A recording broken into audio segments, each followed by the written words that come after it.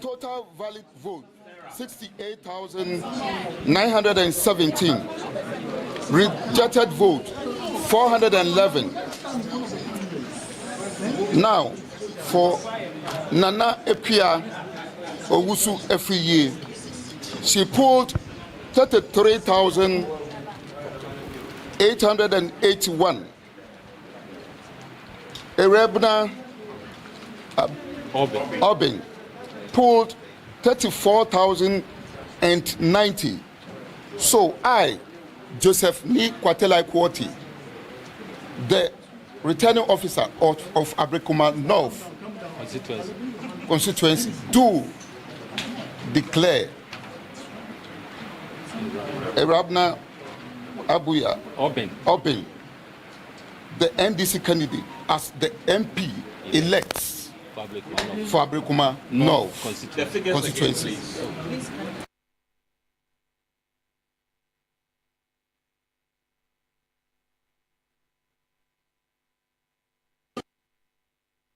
411. Total valid vote 68,917. Rejected vote 411. Now, for Nana Epia Owusu Efiye, she polled 33,881. Erebna Obin polled 34,090. So I, Joseph Ni Kwatelai Kwoti, the returning officer of Abrikuma North constituency, do declare Erabna Abuya Obin, the NDC candidate, as the MP elects for Abrikuma North constituency. At long last, the people of Abrikuma North have a member of parliament, right from December 7th to date. As of yesterday, they have just been waiting for who would represent them in this 9th parliament. And after that fiercely contested 19 polling stations yesterday, Erabna Obin of the NDC has emerged victorious in the parliamentary rerun in the Abrikuma North constituency. Reclaimed this seat from the, in fact, she won this seat from the MPP for the first time. This is the first time that the NDC has won this Abrikuma North constituency seat. It's been a seat held by the NPP since 1996. And the NPP has increased its margin, at least from the tracking from 2012 up until 2020. The NDC has yet again flipped another stronghold of the new patriotic party after election 2024. But the conversation this morning is in threefold on the matter of Abrikuma North. Process was largely peaceful, but then again, there were pockets of chaotic and violence situations that characterized this 19 polling station election yesterday. One of it is what we're showing right now that involved the former Minister for Fisheries and Agriculture, Howard Kumsin. Now, we'll show you the full length of how things played out, and fundamental questions have been asked about exactly what the police personnel could have done better, and proposals for a review of our election security strategy in this country, and necessarily normalizing the act of chaos and violence in our elections. That's one part of the conversation. The other part of the conversation as well will be, yes, the NDC has won this. The margin of victory, 209, is a slim margin. What happens what's going to be the thinking going forward for the NDC in consolidating their gains in this particular constituency ahead of election 2028. We'll have a conversation this morning. For the NPP as well, they went into this contest with a not too consolidated and solidified front. The party indicated that they have boycotted this election. But the candidate, Nane Free, believing that she has the mettle, the strength, the influence, the impact, and the track record to maintain this seat for the NPP, decided to defy the party's orders. She's a former member of parliament, by the way. Went against the party's orders and contested this election. Who is to blame and who will take culpability, essentially, for the NPP losing this seat by 209 votes? That's the question this morning. What should be the thinking going forward? We'll have a conversation on all these three fronts this morning here on Key Point.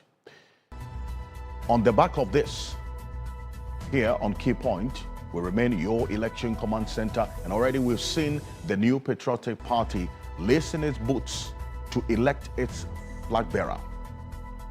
They're looking at the 31st of January 2026. They want to clear it off the way so they can focus on dealing with the unity and also uniting the rank and file of the party. And that's why we've introduced a fresh segment on Key Point starting today. We call it the poll tracker. What we're going to be doing is engaging and bringing you, the general public, those of you who are watching us. We know that we are a growing population of Key Point viewers and watchers every week. So we want you to have a say in what we say. And this is the new segment we're introducing to connect with you, our viewers, to also have a say in what we say. We're echoing your opinions, your views, your concerns, captured in terms of reflections and responses and your sentiments about the major issues in this country, be it political, policy, and then also matters that affect you directly. Today, we're starting poll tracker, looking at the new patriotic party, all these persons who have declared their intentions to contest the party's flag bearership. In fact, this week, something happened, which we're going to get into shortly. But this kickstarts our journey with you on the poll tracker here on Key Point on TV3, also live on 3FM 92.7. We have a conversation this morning with a dramatic twist to Ghana's ongoing judicial crisis. Some have described the Chief Justice, Gato Tokono, has filed a fresh case against the state at the ECOWAS Community Court of Justice in Abuja, Nigeria. He's arguing that her suspension constitutes an unconstitutional removal from office. We'll tell you exactly what the basis is, at least based on the details that the Deputy Attorney General, Dr. Justice Shemsai, put out earlier this week. So stay with us here on Key Point. We will have a conversation this morning here on Key Point. Also, yesterday, we got some exclusive detail of the state of the country's presidential jet. The account given by the minister in charge of defense, Dr. Edward Omane Boama, doesn't look good. The Falcon 900EX Easy with registration number 9GEXE has been grounded in France since March 11, 2025, undergoing major inspection and repairs due to multiple critical defects, including severe corrosion in its fuel tanks and engine components. Now, think about it. That presents a very troubling picture of the jet that you're seeing on the screen. We'll be back shortly. After this quick break, we'll launch straight into the poll tracker to lay the foundation for what we are beginning this morning. Stay with us. This is Key Point. We're live as well on the Voice of London radio in the heart of the City of London, the Voice of London TV as well in the heart of the City of London. Stay with us. We'll be back shortly after this quick break. This is Key Point. I am Alfred Ocansey. Welcome.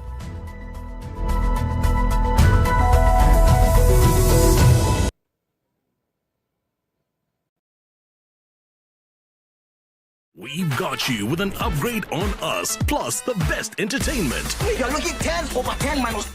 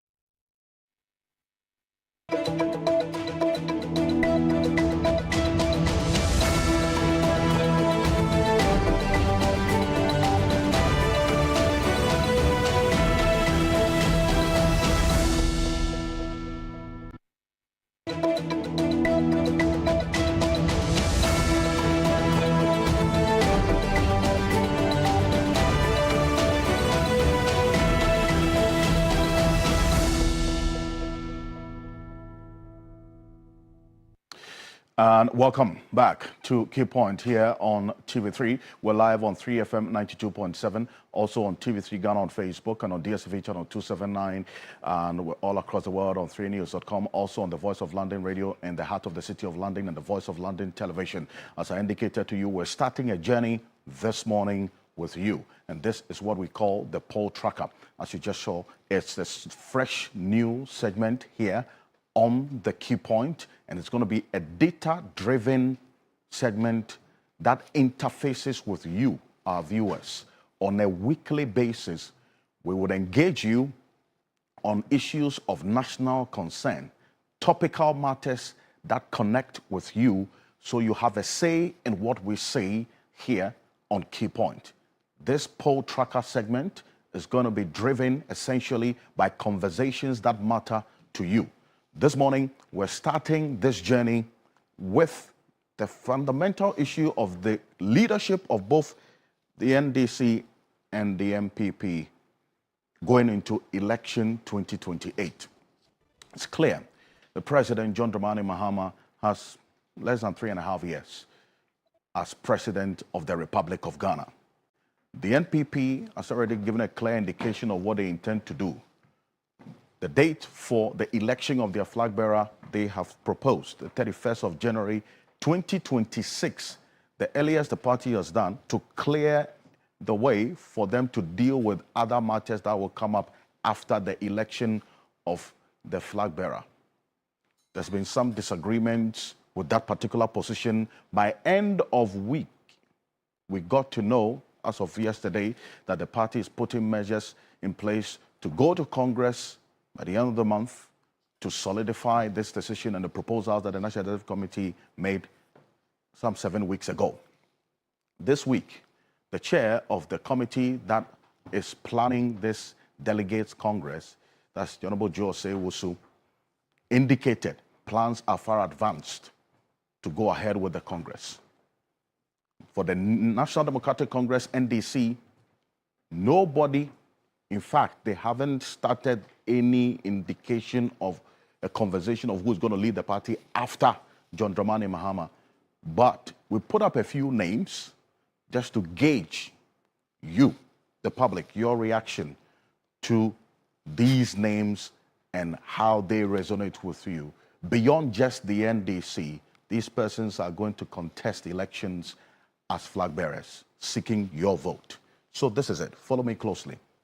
This social media-based tracker, and we did not go out, the structure and the survey sample size was primarily social media. So if you pay some attention to our Facebook, Twitter handles, TV3 Ghana, you would have seen this poll that we put out and a number of you who were responding to this. And how also a number of you just responded to the questions that we put out there. And then also with the combination of the global info analytics, that's Musa Danquest's work as well, that intertwined the kind of reaction that we also got from you and giving us a clear picture of how things are playing out. This is it. The sample size, 10,493. 10,493. And this was between a period of 7 days. Now, the confidence level is 99%. And then this margin of error of plus or minus 1.23%. That you would have statisticians tell you that it is a very safe margin of error. Now, if you look at the gender breakdown, we had almost the same number of male respondents as the female respondents as well. For the New Patriotic Party, the total respondents for the persons we put up as who is going to lead the party, 56% of them responded much in favor of Dr. Mahmoud Obamia. For the NDC, when we threw up a few names, and we'll show you shortly, it gives us a certain idea of how the trend is going. We start off from the New Patriotic Party for good reason, because it's clear. For them, a number of persons who have put out their intentions to contest the flag bearership of the New Patriotic Party, there was one name that Musa Dankwa added, that is Patrick Yabuama, who we've seen and heard a number of times make comments about the structure of the party and what has to be done in his view before we think about electing a flag bearer. He's a member of parliament for the Kwakye Central constituency. But for the respondents, over 10,400 of them, 56% of the respondents for the New Patriotic Party names, what Musa Dankwa put out, expressed their support for Dr. Mahmoud Bawumia. In fact, he drilled down this data. Out of the 56%, this is the general support, within the NPP core supporters base, 70% of the respondents expressed support for Dr. Mahmoud Bawumia. What does this mean? Well, but for Kennedy Japan, the former member of parliament for the Asin Central constituency, 23% of the general support, that is both MPP and NDC respondents expressing support for him. And for the core NPP supporters, 17% of them. Now, Dr. Yause Duchim, the former education minister, was also expressed his intentions to lead the party. This is not the first time he's going to have a bite on the flag bearership of the party. The former education minister, 9% of the general, that is, respondents, MPP, NDC, expressed support for him. And for Patrick Yabuama, and I want to find out why Musa Dankwa threw in his name, MP for Kwakye Central constituency, 4%. Mr. Dankwa is the director of the Global Info Analytics. He's joining us in the studio right now. Mr. Dankwa, good morning. Thank you for joining us. Good morning. Why did you throw in Patrick Boama's name? As posters, we get informants calling us. Informants? Yes. People do call it, oh, are you aware this person may want to contest? And if we feel that that name is credible enough, then we include a name in that list. That's why Patrick Bouma was introduced during the June-July poll. And based on this 4%, this is just a general support, that is both MPP and NDC respondents. And floating voters as well. And floating voters expressing support for him. But if you drill down the data to the core MPP supporters, it's just 1%. Yes. Was it worth throwing his name in there? Well, you wouldn't know until you have done the poll. So if you see what is happening, it suggests that he's more popular outside his party than within the party. Maybe it's because he hasn't made any declaration formally. So people are not sure whether he intends to go or not. But usually, if you have not spoken, your numbers tend to be suppressed a bit. You see, it's important that you put that denominator out, because then visibility, intention is key. It's key. That would also influence the responses that people will get. Yes, yes. I say this because if you look at the NDC as well, because there hasn't been anybody coming out, the names that you put out, I'll find out why you put those names out there, because as you indicated, there hasn't been any public expression of intention. So then, how will that also influence the next poll that if they start putting their names out? For Brian Champong, Dr. Brian Champong, who is a former Greek minister, is a member of parliament for the Abetifi constituency. All these persons, yesterday and the day before yesterday, in the Ablekuma North constituency, they were hot on the ground, showing up and letting the supporters of the party know that they are there. A number of them give monetary support, if not all of them, at least for Patrick Yabuama. We didn't hear that he gave any money. But there were reports of these persons. In fact, Brian Chapo was on the ground yesterday, moving every step of the way with the candidate that is Nanekwe Free in the Ablekuma North constituency as well. We have videos of him in that constituency every step of the way. That was yesterday. We had reports of these persons also giving monetary support and so on. Kennedy Japan was in the constituency the day before, playing draft and things with the people in there. And you're saying that this Ablekuma North is a Kennedy Japan constituency? Yeah. Why do you say that? This particular poll that we conducted, if you zoom to the data from Ablekuma North and what their views were, in Ablekuma North, among what we call the people who are mentioning names of people they want to vote for, Kennedy Japan is on 78%. 78%? Yes. In Ablekuma North? Yes. So you draw down the data to capture the Ablekuma North respondents? Yes. And 78% of the Ablekuma North respondents expressed support for Kennedy Japan. Exactly. And any reason why? Did they give you an indication? No, we don't ask them reasons. It's for them to go and find a reason why they're supporting me. Great point. Now, that leads us to the NDC, and I'm going to wrap up this as we go on quickly. As you indicated, the respondents are influenced by the intention and the public expressions of the persons who want to contest the flag bearership. So for the NDC, that denominator cannot apply because none of these persons right, have expressed publicly their intentions to lead the party or to contest as flag bearership. But you say you get information from, informants. Yes, we have informants. Informants. And also our general understanding of the NDC leadership. We tend to put certain people in there because we believe that they are the kind of leading faces of the party. If you go back to 2016, when they lost power, upon 2017, you will see that MDC has seen certain faces at leadership through the parliamentary caucus and to now. And those people have been prominent. And I believe that whether they say it publicly or not, we believe some of those people may throw their hands in the ring. And there are others who are established as party leaders who feel that, it's time for them to lead. Right. Their names are there. And there are those two that in the past they've shown interest, so we decided to put them back in just to see how strong or weak they are. So all the names are there, with the exception of one or two people. But, 1 or 2 people? Yeah. Which you're going to reserve? Yes, we're going to reserve. For the next one. Yes. But look at the names. And you start off with the Tamale South Member of Parliament, Education Minister, former leader of the NDC caucus in Parliament. We're talking about the Honorable Haruna Idrisu. His name has been strong in there over the period. You have 27% of both MPP, NDC, and floating voters respondents expressing support for him. But if you drill down the data to the NDC core supporters who formed part of your respondents' base, 35% of them. Now, that leads us to Johnson Esiedun Ketia, who is the national chairman of the party now. Look at that. Just a 1 percentage point difference between them, at least, for the time being.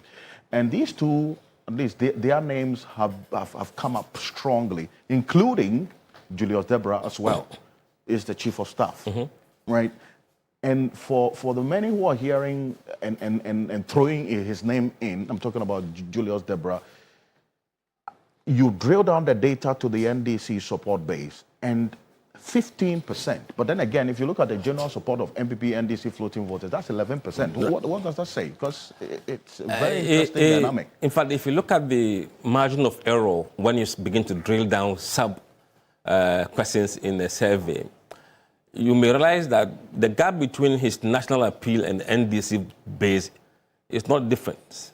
Just few percentage point difference. It's the same for the top two. In fact, the difference between the top two within their base is almost the same.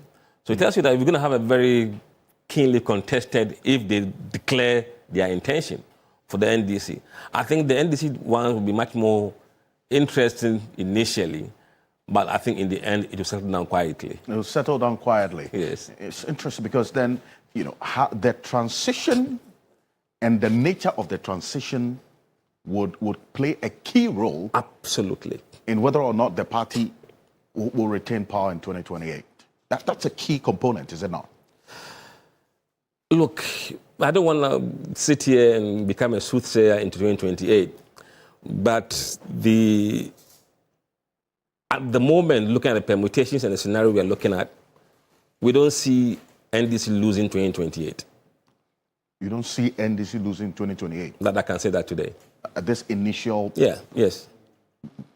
Because what? The goodwill sentiments are still there? We've done a bit of work. I mean, we will keep measuring that data as we go along.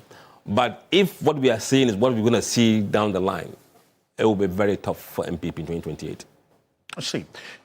But then that leads us to the next person, because we're laying a very solid foundation for this journey of the poll tracker. And just to give you an idea of how things are going to play out in the weeks ahead of us, it's not too early to start these conversations, because look, 3.5 years is too short when it comes to politics. It's going to pass through very quickly, and we'll find ourselves talking about another election already. If what happened yesterday is anything to go by, it's just to let you know that the political temperature hasn't died down at all. And it's not going to die down anytime soon. We have Akwatia ahead of us as well, and a few other things that would happen. I mean, the MPP going to Congress, they'll have the flag bearership, the NDC will do so. So the political architecture, the atmosphere is still going to be there as we go into 2028. Dr. Kasiela Tofosin, Finance Minister, is a member of Parliament. What led to this? When I saw this, and then also, even for what we put out on social media, he got a relatively appreciable support as well. But for you, you got a general support of both MPP, NDC, floating voters, 22%. I mean, if you compare him with these two, whose names you would say they have been frontal in terms of both the party politics and the national politics. But then, Finance Minister Dr. Kasiela Tofosin has some very good numbers. And even in the NDC fold, 28%. What's accounting for this, really? Look, he is the underdog in this race in terms of the name recognition. Aruna is a household name for many years. Asidin Ketia is a very solid name. Deborah, very solid name. But Atufosin, though he has not shown any indication whatsoever, people are still mentioning him. And I believe it's because of the finance portfolio. The finance ministry is quite a huge portfolio. And also, if you look at what brought NDC into power, was the economy in 2024. And if the economy will also be an issue in 2028, then don't discount Atufosin. Not at any point, but that is if he has the interest. If he has the interest. It's going to be interesting. That's the thing. And some of them, to be very honest, once they declare openly, the race will begin to realign. Absolutely. Some people are not quite sure, so maybe their support for him or somebody else is not very committed. Right. But once there is indication that you would go, then the numbers begin to realign. But those who have very strong social media base, in this instance, I think Haruna is very strong on social media, his followers. General also has a very solid people who are behind him. And also Deborah has a very good, solid social media. So those people are beginning to feature a lot more. Then they are out there on social media, and eventually it will permeate into the pop society. But Atufosin, you don't know, you don't see much promotion. Well, but he also, if he posts anything on his social media, it's about the finance ministry and what has been done. But you also talk about Haruna Idrisu and then Joseph Nsidu. They've been very active on social media. When they have meetings and they have engagements, they're putting it there, and that's getting some reaction as well. You can see that for Julius Deborah as well. He was slow in getting into the social media engagement, but now he's picking up. He's picking up strongly as well in there. That also accounts for that appreciable showing. And then we're looking at Samuel Okudia to Ablakwa, the man, if you put it in there, the Northtown Member of Parliament, Foreign Affairs Minister. And he's also another surprise inclusion that you put in there. But when we tested the pulse on social media, on what we put out, it was also very clear that he has his own following in there. What informed his name being put there? Very finally, then we round up. You know, before we put some names out there, sometimes you run other polls, which is kind of unprompted recall. When people tell you, people they would have loved to lead NDC. And the names that feature regularly, we tend to give those names priority. But those are not prompted.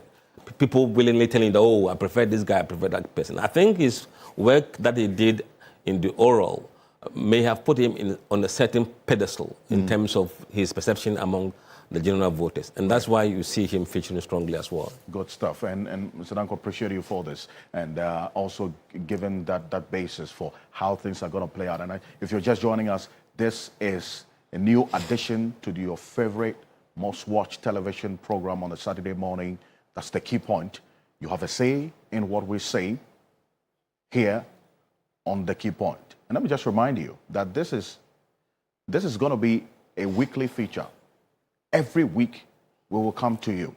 So look out for our social media handles, TV3 Ghana on Facebook and on X. We're going to put out questions that you would have to respond to, and then a tracker as well, and also a poll that you would have to contribute to. The outcome of it will be a basis for discussion for the first 15 minutes of the program as we start from 7:15 to 7:30. So we'll spend some time today to lay a solid foundation for the takeoff of the poll tracker here on The Key Point. This is it.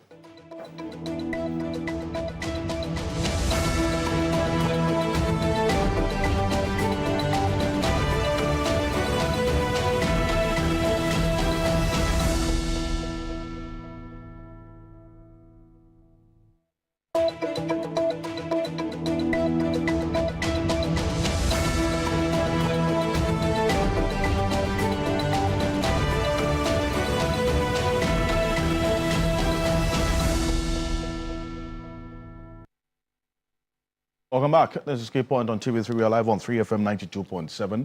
Also on TV3 Ghana on Facebook, on the Voice of London Radio in the heart of the city of London, and the Voice of London Television as well. Yesterday, and as I indicated, if what happened yesterday is anything to go by, so tell you clearly that we are still in the election mood, and that is going to persist much of the period ahead of us. So this conversation and how we started, it's a very, very important denominator into getting into the matters of election-related issues ahead of election 2028. Now, Ablekuma North has a member of parliament now, and that is Irabna Obeng of the NDC. Yesterday was a hotly contested election, but I tell you what, a number of things played out, and that is where the concern is, what we'll get into beyond the results and also what happened yesterday. We'll start out with a conversation on the violence that characterized the election, the chaotic scenes as we saw it. For the many who have been looking at the happenings in the Ablekuma North constituency, this was expected or was to be expected. But was the security strategy deployed the most effective? That's the conversation we're having this morning here on The Key Point, also live on 3FM 92.7, also on the Voice of London Radio in the heart of the city of London. Let's first hear the declaration of Irabna Obeng as MP-elect for the Ablekuma North constituency as my guests take their seats. Take a look. Total valid vote 68,917. Rejected vote 411. Now for Nana Epia Owusu Efiye, she pulled 33,881. Irabna Obeng pulled 34,090. So I, Joseph Ni Kwatelai Kwoti, the returning officer of Ablekuma North constituency, do declare Irabna Obeng, the NDC candidate, as the MP elect for Ablekuma North constituency. Finally, I'm saying, I said that the man I mean the kind. Ona Omadi na fine. Namada Ablekuma North for so I say Omunya GD wo me mo na ɛko a na yɛkɔ na ɔmogyina m'akyi na mada party mpanimfoɔ na so ase mada me maame Madam Valerie Sawyer ase the party mpanimfoɔ regional executives national executives lawyer for obi ameka sɛ mebubo din a ebi amebo bi meje bi the police the media I think the media did a great job during the recollation mona modi niema bebre eto bear because Sankamuni maybe our voices will not be heard and then the wrongs will not be exposed. I am so excited about the work the media did during that period. Well, that's a wrap now about them. Now, joining me in the studio is, as you have seen already, Musa Dankwa, Executive Director of Global Info Analytics. Also, we have Dr. Ishmael Norman. He is the founder and president of the Institute for Security, Disaster and Emergency Studies. He's a lecturer at the Ghana Armed Forces Command and Staff College. Dr. Ishmael Norman, good morning. Welcome. Good morning. Thank you so much. I'm well, thank you. It's good to have you this morning. Also joining us is a professor of political science. That's first, before anything else, as he reminds me every day. He is the chief executive officer of the Ghana Shippers Authority and also a man you would see on a bi-weekly basis here on Key Point. Professor Ransford Jampo, good morning. Welcome. Morning. Alfred, good morning. I want to greet a few people. Number one, the people I've been playing football with on Saturdays, if I don't come here before I attend the social engagement, Anointed Kifit Club. Okay. They are located around, we play on the Madina La Nkwantanang school park every Saturday, where I would drive or ride through the market and go and play with them. Ose Kuju and Co. My regards to you. Then, those I've been playing with also on Sunday afternoons, work fit in front of a Kwafo Hall at XB, including Martin, people who doesn't know how to play football, but he always comes to warriors on the field. And my rival, Selassie, he is a defender. I am a winger, the best winger at work fit. And I'm now, I think, the 7th top scorer, on the pitch. Thank you. My regards to you guys, at work fit. But generally, let me say something briefly about what we've been doing this week. Some shipping lines at the ports are using arbitrary exchange rates in a manner that is undermining the huge government's effort aimed at bringing down the cost of doing business. And shippers have been complaining. Wow. Look, about less than 2 months ago, I had to pay a cedi equivalent of $500 for something, and I was paying close to 10,000 cedis. Now, about a month ago, I had to pay a cedi equivalent again for $500, and it had come down to just around 6,000 or something. Right. Okay, so those who were complaining about duty and the cost of doing business at the ports and all that, because the government has done so well in stabilizing or strengthening our currency, it is expected to bring the cost of doing business down. But unfortunately, some shipping lines are using their own arbitrary exchange rates, and it is creating some problems. Thankfully, we've been able to do all the investigations and the research. We've given our findings to the Bank of Ghana, and hopefully this week we would all meet and then find some solution to the problem. It is important that we support the government to bring the cost of doing business down. And shipping lines, when I speak about you, then some of you are saying I'm being too hard. But please, we know you came to Ghana to do business, and we are not going to be undermining your interest. Right. But at the same time, you should also agree that Ghana belongs to Ghanaians, and the interest of Ghanaian shippers must also be protected forcefully. And so it is not going to happen, never going to happen, that you would want us to prioritize your interest over the interest of Ghanaians. I think that that's too much to ask. And then also let me make the point that we have to try, when in Rome you do as the Romans do. Ghana is a sovereign nation, we have our laws. You must work within our laws, and we'll do all we can to ensure that you are adequately regulated to comply with our laws, as a sovereign country. With this, thank you very much. I do appreciate it. Congratulations to our colleague, my good friend Musa Dankwa. When you started your polling, people were calling you Lotto forecaster. But now it is clear, decidedly clear, that in Ghana now, when we are talking about pollsters, you are the first. And I thank you very much, Professor Jampo. But your initial words are important. In fact, this week the president had cause to raise the same concerns as you have re-echoed this morning. So, yes, unless, of course, if you want to talk about anything, Shippers Authority the next time, you just have to pay for it. But and also, Martin Kwebo is private legal practitioner. He is the leader of the Komi-Prekorillo Database Station.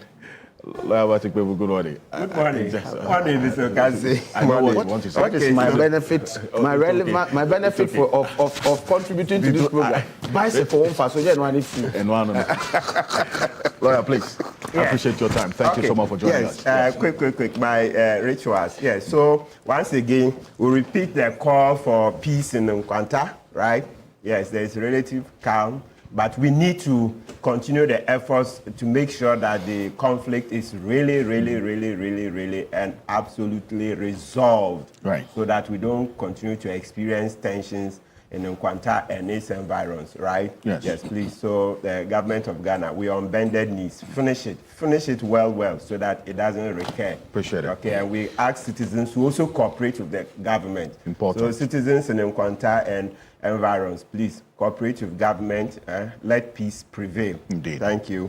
Then number 2, the reset agenda is on. Yesterday, at the Ghana Police Service, the headquarters, some senior officers who were denied promotions, etc., under Dan Paris regime were restored. Number 1, ACP Dr. Benjamin Agojo. Yes, he's been promoted to DCOP.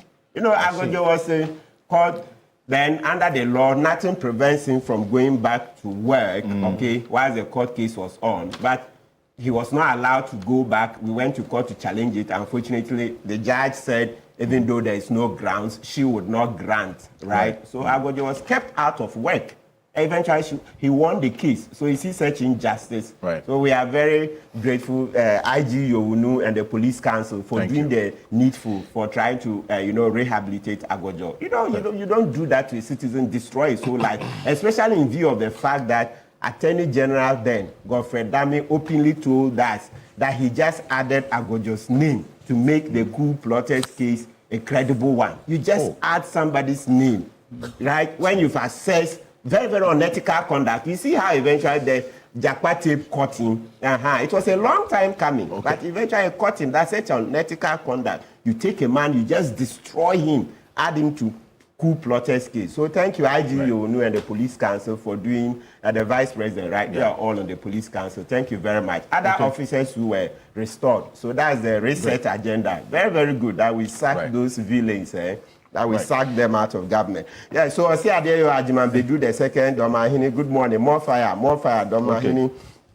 Let's hear more from you. Yes, I want to visit him. I want to visit him in Doma. Yes. Thank you very much. So for Ekufu Yasantwa, more fire. Though you're on the Council of State, of course, you continue to speak and continue to do so. You didn't spare even your relation Ekufu-Addo. So it's the same standard. Continue to speak. Right? And then Kinteki Teko Churu the second. The man asking for justice in the Sicily-Adapa matter. Yes, we'll have to get justice. So Raymond Acha, thank you. Good morning. You've taken over the file from OSP. Let's see how the Sicily-Adapa case pans out. Yes. Big up to Raymond. Big up. Because in the coming weeks, we're still knocking on doors of Yoko to give at least an update on, some of the investigations, including this Sicily-Adapa matter. Thank you. CID boss, Lydia Donko, please, Akonta mining, the Galamsey. Lydia Donko, look, you must push this as a Akunta mining case to court. Let Wuntumi and Akunta mining come to court to answer. 8 minutes. Okay, thank you very much. Thank you. Now, let me just acknowledge the fact that we are also live on 3FM 92.7 as well. And Dr. Ismanama, I'm going to start off with you because Lawyer Matipebo mentioned the police. The police's security strategy deployed yesterday has come under scrutiny. And yesterday we started a conversation on how things were playing out. We're going to show a video, especially that which involved the former minister in charge of fisheries and aquaculture, that's Howard Kumsin, and the number of police officers there and whether they could have prevented at least what happened. Because right from the entrance to when the incident happened, we saw quite a number of police officers there. And for the many who have been watching the happenings even before yesterday, you didn't even need to be a security analyst to know that the probability of violence or chaos was high. Because on election day, there was chaos. That led to the destruction of the pink sheets. Reason why we even had to do this yesterday. The attempt to recollate was also characterized by chaotic scenes. And so yesterday, no doubt, this was going to happen. But was there an operational failure? That's the question that we're asking this morning. And Dr. Joshua Zato is also going to be joining us shortly. And then we'll have the Majority Chief Whip, Nelson Roxon Dafian Plus, will be joining us in a bit. But, Doc, let me start off with you on this chaos that we saw. Dr. Ismanama. Yes. Thank you very much, Alfred. And happy to be in the company of these illustrious men of Ghana. We all know that Ghana police didn't do too well in one polling station. Overall, I think the performance wasn't too bad. But they should have anticipated this violence, and they should have declared that area a hotspot, and which is a designation they do very well when it comes to crime. Yeah. But they should begin to designate polling station areas in the country as hotspot. I think that the preparedness was poor. They have to always think about the worst case scenario, which they did in Alfred. And I believe that if IG Yono needs help, I am available. There are a number of people that can also help, especially when we are going into a situation with potential for crisis. I believe that knocking down Honorable Howard Kumsin was not the right thing to do, even though some people rejoice at that. Every human being, every Ghanaian has a right to be free from fear and violence. And she is one of those Ghanaians, one of those human beings who is entitled to feel, to have freedom from fear, freedom from violence. The reaction of the police is what I don't like. It looked like there was no esprit de corps. Some of the policemen and women were standing in a detached mode, as if they were not on duty. For me, if you are on duty as a police officer, as a soldier, as a security person, and your colleague is attacking a situation, you should give the backup and not stand there and raise your hand and as if you don't know what is happening. So for me, for IGP, you got the media coverage, they should analyze each clip by clip, and identify the police officers who were sort of detached from what was happening, and also prosecute the person who actually did the knocking. Hitting a woman in the pelvic area, she's somebody who is probably menopausal at the age that she is. That creates complications for her. And I'm happy that they took her to the hospital. And I don't know who will be responsible for the cost of it, because when you organize a public event and there is injury, Lawyer Pego is here and he will ascertain that the organizer is ultimately responsible for the cost of injury to the people that attend that event. And the government now is exposed in that area because of the negligence of the Ghana police in reacting. When the truck moved in with those young men, they should have stopped them at the gate. When Honorable Howard Ocansey went there the first time, we have to stop this nonsense about big man, big woman syndrome. She had no duty to go there. And she came the second time. What was she going to do? Let me say she had no duty. We don't know the strategy that the candidate deployed. I say this because the party boycotted, but the candidate decided to contest. So was she there at the invitation of the candidate? This is not a time to visit the candidate, Alfred. We'll have to ask. Election day does not allow campaigning. We don't allow campaigning on election day, especially at a polling station. So what are you doing there? For me, I think the visit was unnecessary. The visit of all the party officials on both sides was totally unnecessary because it brings down the maturity of our democracy. I can't speak too well to that because Professor Gambo is here and I know he will address that. Because if you want to have a mature democracy, you can't have government officials, party echelon going to polling stations on election day. What were they all doing? I blame the IGP and his men for this. Because if that altercation had not happened, nobody would have gone there. Because they went there maybe to help to solve the problem, but the event should not have happened. They should have created barriers. If you are not voting, you are not allowed to go beyond this barrier. And that would have contained any kind of suspicious activity because the public, the NDC supporters were afraid that knowing her history, she was probably there to maybe do some finagling, and they didn't want to see that. Spraying the people with pepper spray wasn't correct because pepper spray is a weapon. Some people are allergic to pepper, and if you put it in their eye, they could end up dying, having a heart attack. So if she had a gun, and we thank God she didn't have a gun, because what happened in Kaswa would have happened here at Ablekuma North. Luckily, she didn't have a gun, and so she took pepper spray. Now, this is the fault of Ghana police. What? They should have inspected everyone, their bag, their everything. But because of the big man, big woman, stupid syndrome that we have in this country, they allowed her to go without searching her. What about if she had a knife in her bag and shook somebody with it?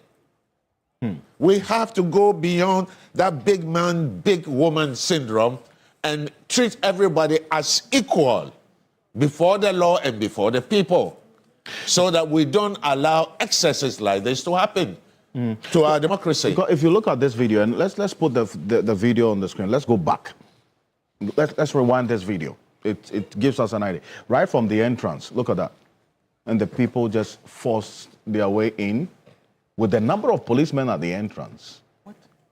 Yes, and even while she was standing, that's how Ocansey in the white and the jeans, she had a policeman near her talking to her. So it comes back to the point you were making about the search and everything. So that's where you see her hand up spraying that substance, which was now reported to be pepper spray.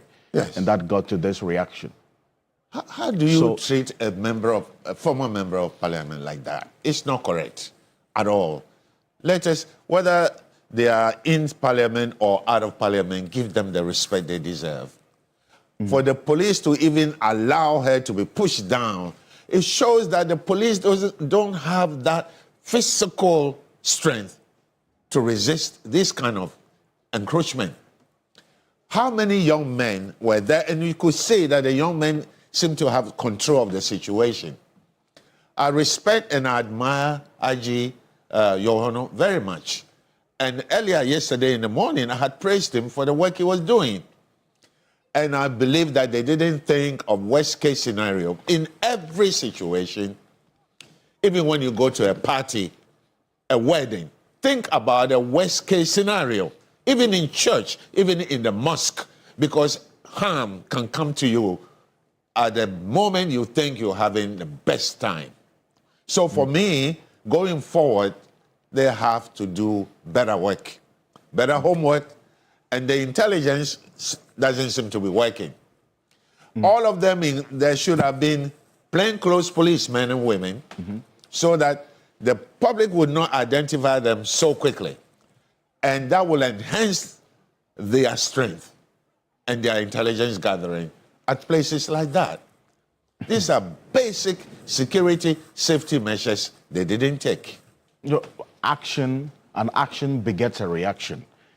And because with the spree and then the reaction we're just seeing, all of that you say could have been prevented if the police was proactive and got the security strategy right, at least at this polling station, based on what we are saying now, correct? Yes, going forward at every polling station, whether you're a man, you're a queen mother, no handbag should be allowed to be taken there.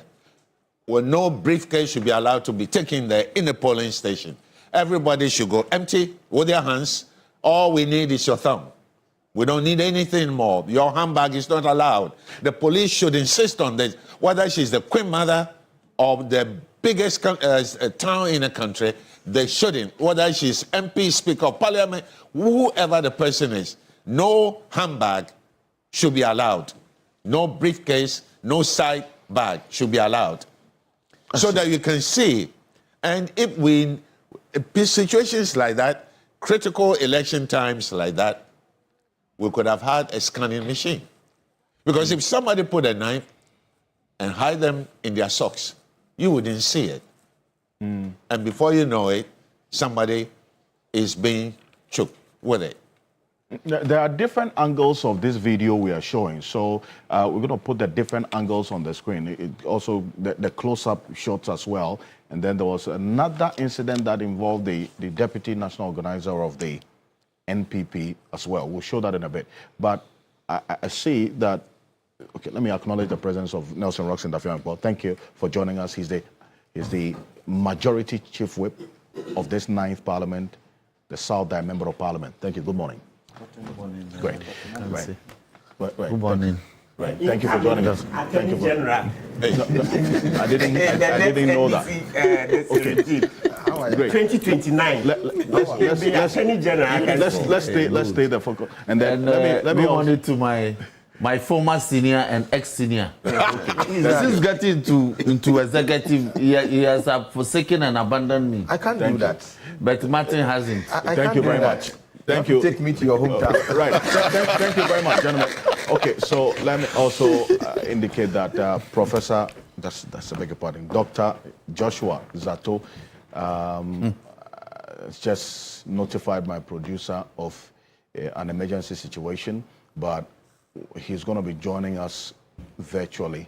Okay. And then also we'll have another security analyst joining us, because the security conversation is a big one. I acknowledge that Dr. Ishmael Norman is going to have to leave us at some point, but it's a very, very important issue that you have just raised. Analyzing the video from the security expert's perspective. Now, this is where I bring in Professor Jampo, because a number of things that he was saying, and just a brief one, because I have to come back to him. That issue about the police's conduct, and then also the big man syndrome that he puts it, because in the end, there was an action that begot that reaction. And that's why in analyzing the video right from yesterday, I kept indicating that much of the video that's gone viral captured the reaction of the crowd against Howard Kumsin, but not much about what exactly happened. So what we did is to now circle the exact act. So take a look closely at where the red, let's rewind it a bit. Let's go back a bit. Now, closely at the red circle. The red circles, the first one circles the act of the spray, and then the second one circles the man who flew in the sky. Look at that. Spray. Yeah. And then that jump that has been that got gone viral and got some reaction. Who is he? The gentleman who jumped? Yeah. I don't know. You and I were not there. But Paul, take a look at that. I have seen it, but let's look at this within a broader context. In a developing democracy, elections are a do or die affair. Because he who wins election would have access to an ATM machine on his or her veranda. And so it's a bread and butter issue. The candidate herself, the supporters themselves. Because a developing country has its features of poverty and underdevelopment. Elections are a do or die, affair. Elsewhere, even in major electoral contestations, people don't care.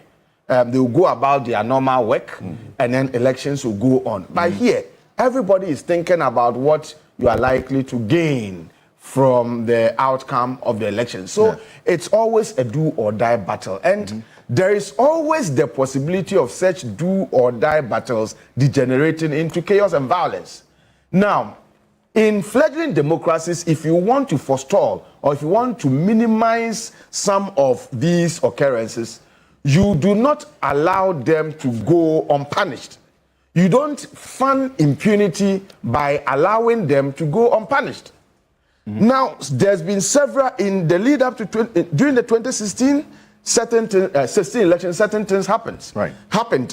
From between 2016 and 2020, there were some by-elections that were saddled with some violence. 2020, violence took place, and even led to the death of people. To the death of And then in 2024 elections, you had some pockets of violence. Now, you would expect that the authorities would act proactively and decisively to ensure that there is no impunity. Okay? Once you don't do this, then people in subsequent elections aggressively are placed on a defensive mood and they want to strike. Don't forget that this is the first post-major election incident that is coming after, if you like, the Ayawaso West Wagon, incident. And so people who went to the venue, most of them, this is the time that their party has also come to power. Most of them aggressively, they were on the defensive and they assigned themselves.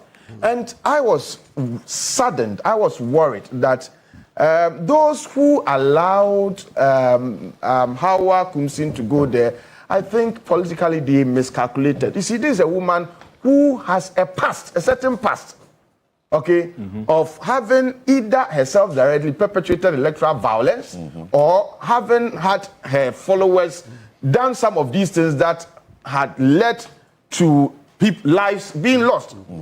So she was not expected, in my view. She wasn't supposed to go there. Otherwise, once you go there, it's like you are daring, those other people there. And then you went there with a weapon. Okay, so look, I would not sit here to legitimize or to fund or to justify the kinds of things that happened to her.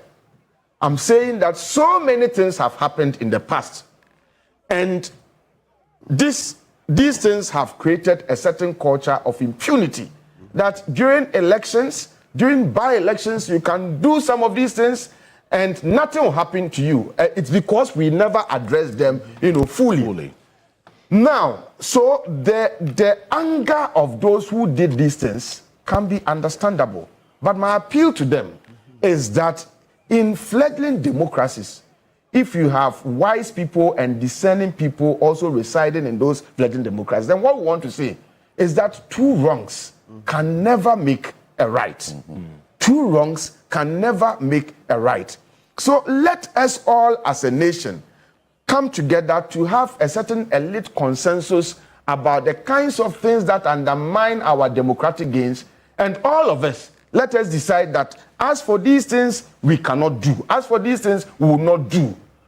Otherwise, today, as it was bad yesterday and we're complaining. It is also bad today. And if we don't act to deal with those who did some of these things decisively, then tomorrow it may recur. And so we may always be growing our democracy, but we would also be retrogressing, you know, the gains that we may have made. And so my view is that, see, these are normal, these are typical of fledgling democracies, but there is a way of addressing or handling them such that they do not become also overly institutionalized as part of the democratic progression processes of developing democracy. And so this is why I agree with Dr. Norman that maybe the IGP or the police miscalculated, or they were not that much proactive. Okay, because those people, we should have anticipated that because the whole nation was now interested in this particular election, everybody was going to go there. And in that case, they should have been proactive enough in making sure that whoever went there got searched. Okay, and if you had no business going there, you shouldn't have been allowed. And I think that they took this for granted, and that's how come we have something like this happening. Yohunu is also a nice, proactive police officer. I think that he's learned his lesson. So, later, he went to some of the venues himself. Including this particular one. Yes, he went there himself. But then the harm had already happened. And so the point you make is that regardless of the action as so captured by what we're seeing on the screen by Howard Kumsin, that reaction we saw cannot be justified under any way, shape, or form. No, so I'm saying that yes, regardless of whatever she did. But you see, we cannot also downplay. Oftentimes, if you are seeking to resolve a problem, you must also look at the factors that brought about the problems. We tend to address symptoms of the problems without looking at the factors. Do you think that she went there, if she had gone there without a weapon, and if she had gone there to walk about peacefully, okay, greeting people and just observing things, other party people went there and they were not attacked, okay? But you have a certain past, okay, of having visited mayhem on people, leading to the death of human beings. And then you go there and you will not walk calmly, and then you are seen to be doing things that look like you are daring them, then people who already also have issues with you would want to strike. And so that's what I'm saying, that we are not rationalizing or justifying whatever happened. But the point is that let us also caution our top political officials that when there is tension, okay, and you walk in there as a statesman or a stateswoman, your demeanor and attitude should not be the one that dares people to want to react, against you. But you should behave like a state. I believe that if she had conducted herself or comported herself in a manner typical of how her other peers or colleagues conducted themselves, I think this thing would not have happened. I mean, holding, saying that, look, I'm daring you, if you like, come and wielding and spraying the pepper. It quickly reminded people about the fact that at one point in time you picked up guns and then you shot. And so you think that they are also not human beings, they will come after you. But I'm saying that regardless, two wrongs cannot make a right. Dear NDC people and dear Ghanaians, it is important that we all appreciate some of these things. There are certain things, if we do, we relapse our democratic gains. I know people are very angry. People are angry that, to date, you heard Hannah Bisu saying that the woman led other people to go and beat her. Okay, everybody is angry.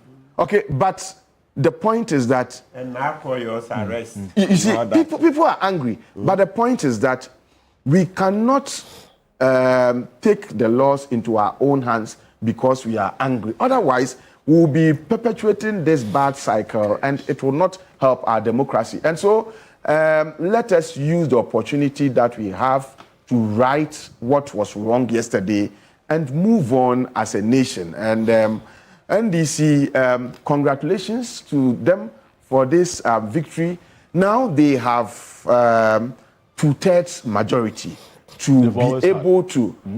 They have a full 2/3 majority now to be able to reset well. It's left with Akwitia on humanitarian grounds and in showing sympathy to the dead. I would advise that. If I'm not wrong, if Dafia Mapo would agree with me, we appeal to General Mosquito and Co. that as for Akwitia, Mfanchom. Okay, so well, don't decimate. You see, I mean, don't decimate the opposition party so much to the point that now you are now on social media. I think they have a term, neck pressing. You are pressing the neck of the opposition too much. Well, talk to Asiedu Nketia and Co. that if it will not hurt. in helping to mourn the dead. As for Akwitia, but if you want to contest it too, I mean, it will be the decision of the party. But I think that the party now has the numbers to be able to reset, and I want to urge them, especially in Parliament, to use the numbers to help, do things well. Okay, I mean, I look at the kinds of things that President Mahama's achievement the past 6 months, and the political party wanted to contest him in an election like this. I mean, when I heard Justin Kodia and Co saying that they are not going to show up. That's the next side of. When they said they were not going to show up, I said that, well, I mean, maybe people would not understand them, but they were being strategic because there was no way they were going to win because of the performance of the government. Okay, you stay on that. I'm going to come to you because that's the second part of the conversation. Dr. Ishmael Naman will have to leave at some point, so that's why I want to come back to him, okay, and Mr. Danko as well. Doc, yes. that point about what has happened in the past, which has not been dealt with fully, which is also now influencing a certain psyche. And you have mentioned it a couple of years ago when we spoke about violence, that there is a certain psychological reform in the minds of people that if a wrong is done and it is not punished, it is perceived to be right. Yes. So then people would rationalize criminality or this chaos as we have seen in elections, and then it's going to keep happening. Because in 2020, people have died, nobody has been held accountable. In 2024, people died. As we speak, we don't have the details of the investigation into that. The president, one of his first directives after assuming office on January 7 was a directive to the former IGP, Dr. George Ekufu-Dampare, to investigate the deaths in the 2020-2024 elections. He didn't get that report until the IGP was changed. In fact, a little over a week ago, he reiterated the same directive to the new IGP to investigate the deaths in 2020 and 2024. To give compensation. And give some, yes. How is this phenomenon of unresolved, unpunished, unaccounted for violence, chaos, and deaths influencing what we're seeing now? I believe it has, with all due respect to distinguished members of the panel, if I could talk, I believe that the president made a very wise decision to redirect the current IGP to bring the outcome of that investigation to him as soon as possible. I believe that IG Yono was there as a deputy. He should have by now produced some part of the evidence to the president. So for them to wait for the president to redirect this again, I believe is not a very good sign of efficient investigation of criminal events by the Ghana police. I believe that a lot of the dossier is probably lost because anyone who's been in the law practice for a while knows that even at the courthouses. It gets lost. What is stealing the dockets? Dockets get lost. And so the president is very much aware of all this because he's been in the public space for a very long time. So he knows what is going on in Ghana. I think it will actually help the current IGP to quickly gather his CID personnel and some help from National Security, Yoko, and other, even from lawyers, to do the investigation as quickly as possible. Because if we don't punish the past crimes, then you are normalizing bad behavior. And when Cesar Bakaria actually came out with a theory of punishment, he says it should be efficient for the greater good, for the majority of the people. Impunity. And so if you don't do that, you are actually creating impunity. So I think all of this also goes to that fact. We have passed a law on vigilantism because of the political party vigilantes. I don't know if anybody had ever been prosecuted under that act. We have a good law there. It was a rushed piece of legislation, but I have never heard of anybody being prosecuted under Political Vigilante Act. So I think as we are resetting the economy, the criminal justice system also needs to be resetted. And I believe that the Minister of Interior, Honorable Muntaka, is going to, from now on, going to pay a lot more attention to what the police does at election polling stations, and to make sure that the police television station should be there to collect data, to film everything so that from the point of view of pre-crime, so that when the crime actually happens, as police officers, they will understand what should be covered, what is necessary to prove culpability. But if you don't do that and you are constantly relying on civilian television stations, when in fact the Ghana police has a TV station, I didn't see the Ghana police TV station being deployed. They don't even show crime stories on their stations. They don't do crime analysis on their station, which is very bad. So I believe that Honorable Muntaka is going to pay a lot of attention not to weaponize the television station, but to make it an existing evidence collecting point, just as yours is, TV3 is, and other stations are. Right. I believe the call by the president is a good call, and IG should quickly produce the evidence, at least within the next 2 weeks. And if you look at the video, there's a video we're going to put on the screen right now. You see Brian Champong at one of the polling stations. I mean, he understands security. And so he was seen complimenting the work of the Ghana Police Service at some point, and that has also, we'll put it on the screen right now, also has to be put in context while I bring in Martin Pebo as well. And this is it. Let's put it on the screen. This was the outside of the polling station, one of the polling stations. A number of the supporters wanting to get in. In fact, we saw some persons, notable persons who served in the past administration also there. Brian Champong was with Nana Akua-Addo, the candidate, at this same polling station where the incident happened. This was after. And then beckoned the police, spoke to them. But before the incident happened, this riot police were not there. And that comes to the point Dr. Ismail Norman you were making. Yeah. As well. So you see him now, they're speaking to some of them to just get back. He didn't go and misconduct himself. No, he didn't. He didn't. So He didn't. yeah. It backs on the point. You just conclude on the point for me on this one, and then you leave. So to bring in the riot police when you have actually prepositioned them, even if you don't want them to be seen, put them in a room there and make sure that the moment they suspect something happening, that they go there.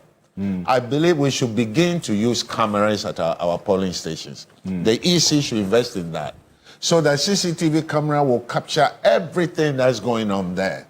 And the RAP police should always be pre-positioned at the hotspots, at the election hotspots, just as we do when we see that crime is happening in places. We have undercover police officers also in those places. We should begin to really weaponize the police force in crime fighting. And every human being has a propensity to commit crime at any time.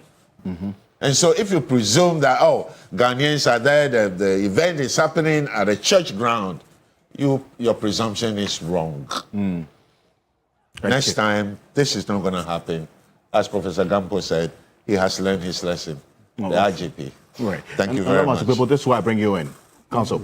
And based on the happenings, and clearly, as has been roundly condemned by everybody on the table, and I saw you nodding as well to some of the issues that were raised as of yesterday. Whatever action that begot their reaction, yes, cannot be justified in any way, shape, or form. But then the root causes of some of these issues also have to be dealt with as we condemn them, because there are elections ahead of us.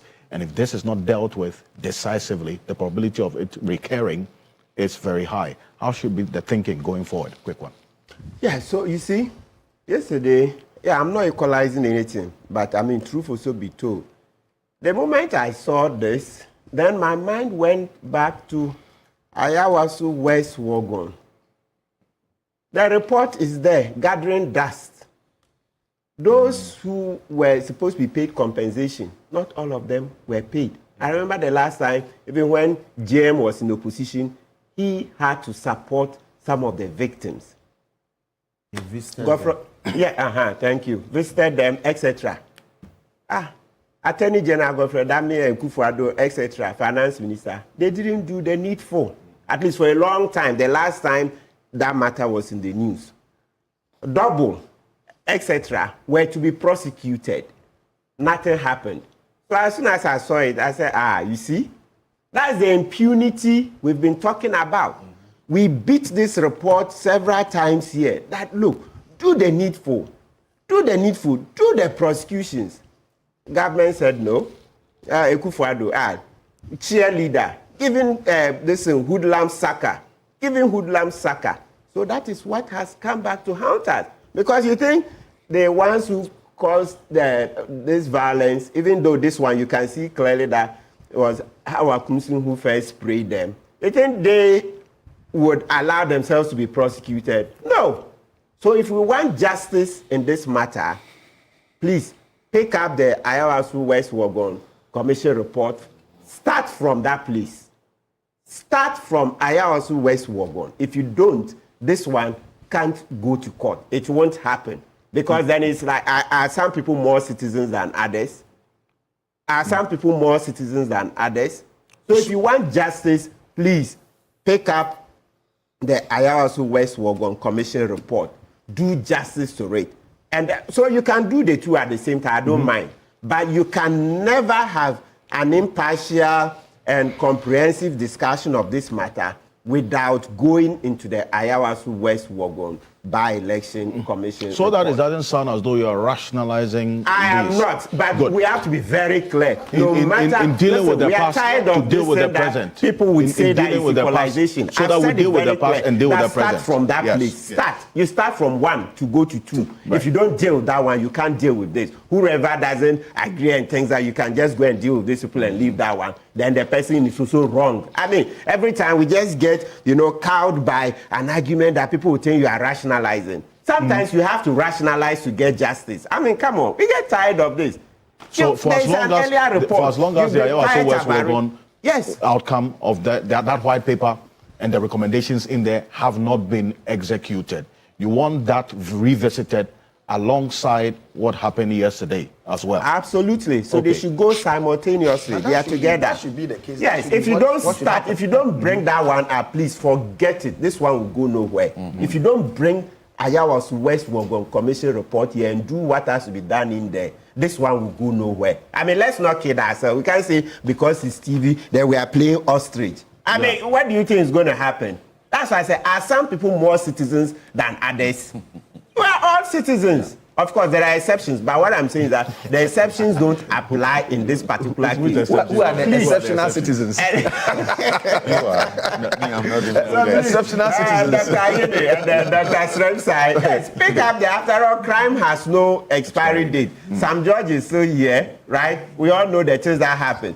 Hoodlums were given national security uniform. Azugu and co. After that, they allowed Azugu to go to Nkoko area, and Azugu was terrorizing people in Nkoko. Yeah, there was another case where my clients were to report at the police headquarters, right? Yeah, after I also was West Wogon. You dealt with a case involving Azugu being in charge, and then cases, deaths, Fulani's deaths. The cases at the police headquarters, many Fulani's dead, etc. So please, take that report, let's go into it. Then we deal with the two, pari passu. This one, that one, alongside. But if you don't, please, let's stop this and that. If somebody says, go to Ayasu West Wogon, then it's an argument in equalization. That's not it. It's an argument in justice. That is an argument in accountability. Thankfully, crime has no expiry date. Crime has no expiry date. So those crimes that were committed, we can still continue the investigations and prosecute. After all, the report is clear. It says double and all those people. Please, let's do that, because if we don't, I mean, the various speakers have already made it clear. We are fostering and festering impunity. Right. Yeah, you foster and fester. It just can't happen like that. Where do we take? Because the next time, it may be Prof, it may be me. So we all have an interest in making sure that we hold people who cause violence accountable. Right. Yes, we hold people who cause violence accountable. Otherwise, it will go up. You know, in the 60s, etc., we had these issues. We've always had this electoral violence, and we don't seem ready to want to curb it. Yes, you read our history, you see UP supporters, CPP supporters, and then deaths. Goes to court, and then people are convicted. You come to Ododo, you read.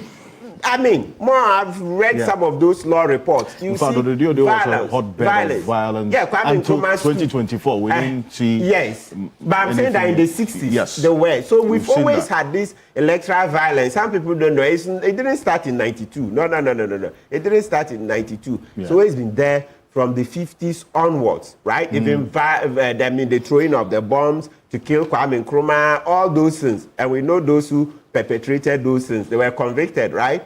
Etc. So please, it's about time we stopped. So we need bold leadership on that. Right. When the previous government didn't implement the commission report well, people said it at this table that they were sowing the seeds. Yeah, we said it. Yes, we said they were sowing the seeds. Akufo-Addo was sowing the seeds for retaliation. When you talk, then they say, hey, you can't talk without mentioning Akufo-Addo's name. Meanwhile, Article 58 of our Constitution is clear that it's the president who implements the law. Okay. So when a commission report is being issued and you don't do it, yes, your Attorney General, he still works under you. But ultimately, in the Constitution, you see that it says that the president is responsible. That is a part of the, yes, you are the professor, a part of the theory of the philosopher king. Yeah. He's supposed to know everything. So look at Article. Supposed to. Yes. Yeah. Meanwhile, in reality, it's a fight crime. Please, let's read. Yes, let's read Article 58, Clause 2. It says that the executive authority of Ghana. 58-1. I'm doing the 58-2 first, then I'll come to 1. 58-2 says, the executive authority of Ghana shall extend to the execution and maintenance of this Constitution and all laws made under or continued in force by this Constitution. Let's read again. The executive authority of Ghana shall extend to the execution and maintenance of this Constitution and all laws made under or continued in force by this Constitution. Then let's go to 1. Who owns the authority? It says, the executive authority of Ghana shall vest in the president and shall be exercised in accordance with the provisions of this Constitution. 1, let's read it. The executive authority of Ghana shall vest in the president. So that's it. So please, when we mention the president, he chooses the ministers. So ultimate responsibility is on the president. There was a direct question, and I want you to respond to this quickly. So I come to Nelson Rox and Dafia Mepo about what the security strategy should be going forward, especially because of the happenings in the House of West Wagon 2020, 2024, and then now. Let me acknowledge that Dr. Ishmael Norman has had to leave us. He is going to lecture at the Ghana Armed Forces Command and Staff College, but did us the honors of coming in early today to share his few thoughts with us in the first hour of the program. But as a top security officer in this country who's just sent a message that it doesn't matter who is wrong or right, as it stands, we are breeding a group from all sides, whether party A or party B, and that's what Martin People is saying. Did you observe the disregard for authority, police on duty, and the attacks on them? There's no respect for authority, and no one should be backed in these actions of citizens and the political elite. Fundamental question is whether there should be a review of our election security strategy. Should the police lead it, or should the military complement? And let's accept the reality of what the military can and cannot do, because we have been consistent in saying that we do not need the military in any election in this country. But the reality is also that in some cases when they arrive, there is calm. What do we do? Okay. Quick one. Yes, so good. Number one, you see, people have gone back to this request that, look, our police should be using body cams. Body cams, because that one, you know, it also captures everything. Even, I mean, because it's automatic and continuous if it's working. So, and that's backup, so that if the television videos and the television cameras don't capture everything, you always have the body cams. You know, Ghana Police Service under Dampare, they tried a contract on it. It led to some, you know, brouhaha. We can try again. Because citizens keep telling me, this Bogatete, Prince Derek J, etc. People have been reminding me that we should have a very robust campaign to have the police use the body cams. Because in other democracies, they are doing so, and it helps. 1, right? Then 2, the matter of the election security task force. So going by the Constitution is clear that the police service, so I'm reading Article 200, it says, the police service shall be equipped and maintained to perform its traditional role of maintaining law and order. Right. Please, that's Article 200, Clause 3, right? So please, let's continue to use that. You see, I know how sometimes we say, oh, let the military come in. Let the military come in. Yes, I know what the military do. But we also are very clear. The military have told us that they are not trained to maintain law and order. You remember Brigadier Apo, at that time, he was called the Macho Kaka, the Jura killing. When he appeared before the committee, he said they are trained to shoot to kill. At that time, he was a Brigadier General. You can call for the report. Apo was in the University of Ghana with us those days. Yeah. He said they are trained to shoot to kill. Simple. So please, let's stop. Essentially, they are trained to defend Ghana or the nation against external aggression. So let's come. That's their orientation. Let's come to Article 210. Okay? It says that the armed forces shall be equipped and maintained to perform their role of defense of Ghana.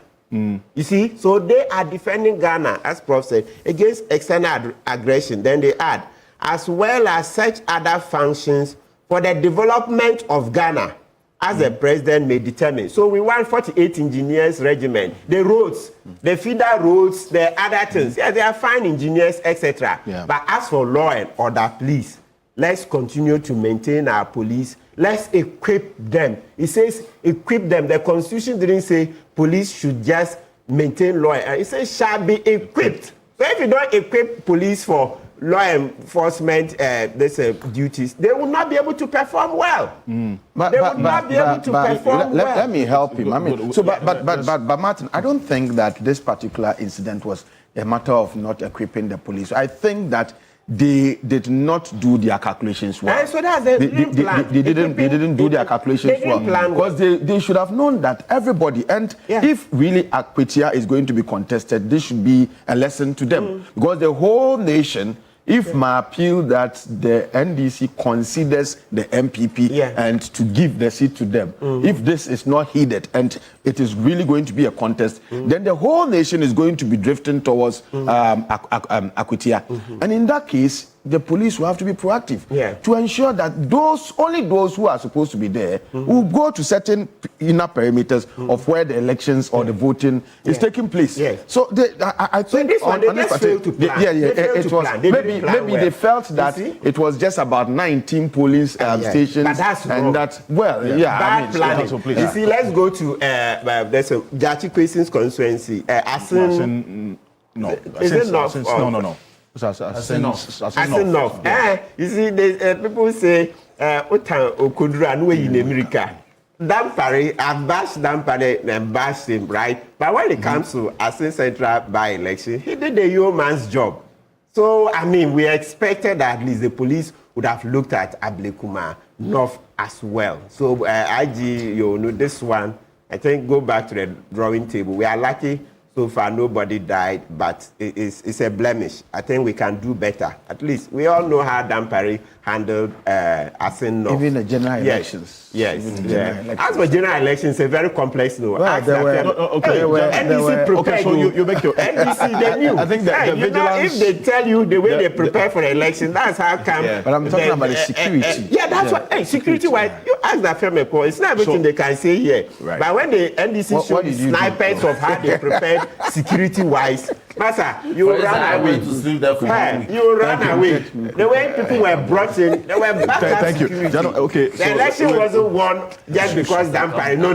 The thing is far more complex. I know NDC prepares. So you are referencing. You know you don't like Dampare. It's okay. Thank you. You were referencing Asin North and making the point about what has to be done going forward. Yes. Just put that matter in context. Yes. I hope you're done. Yes. That Dampare did a good job there. So, that Dampare there is my countryman. So, thank you.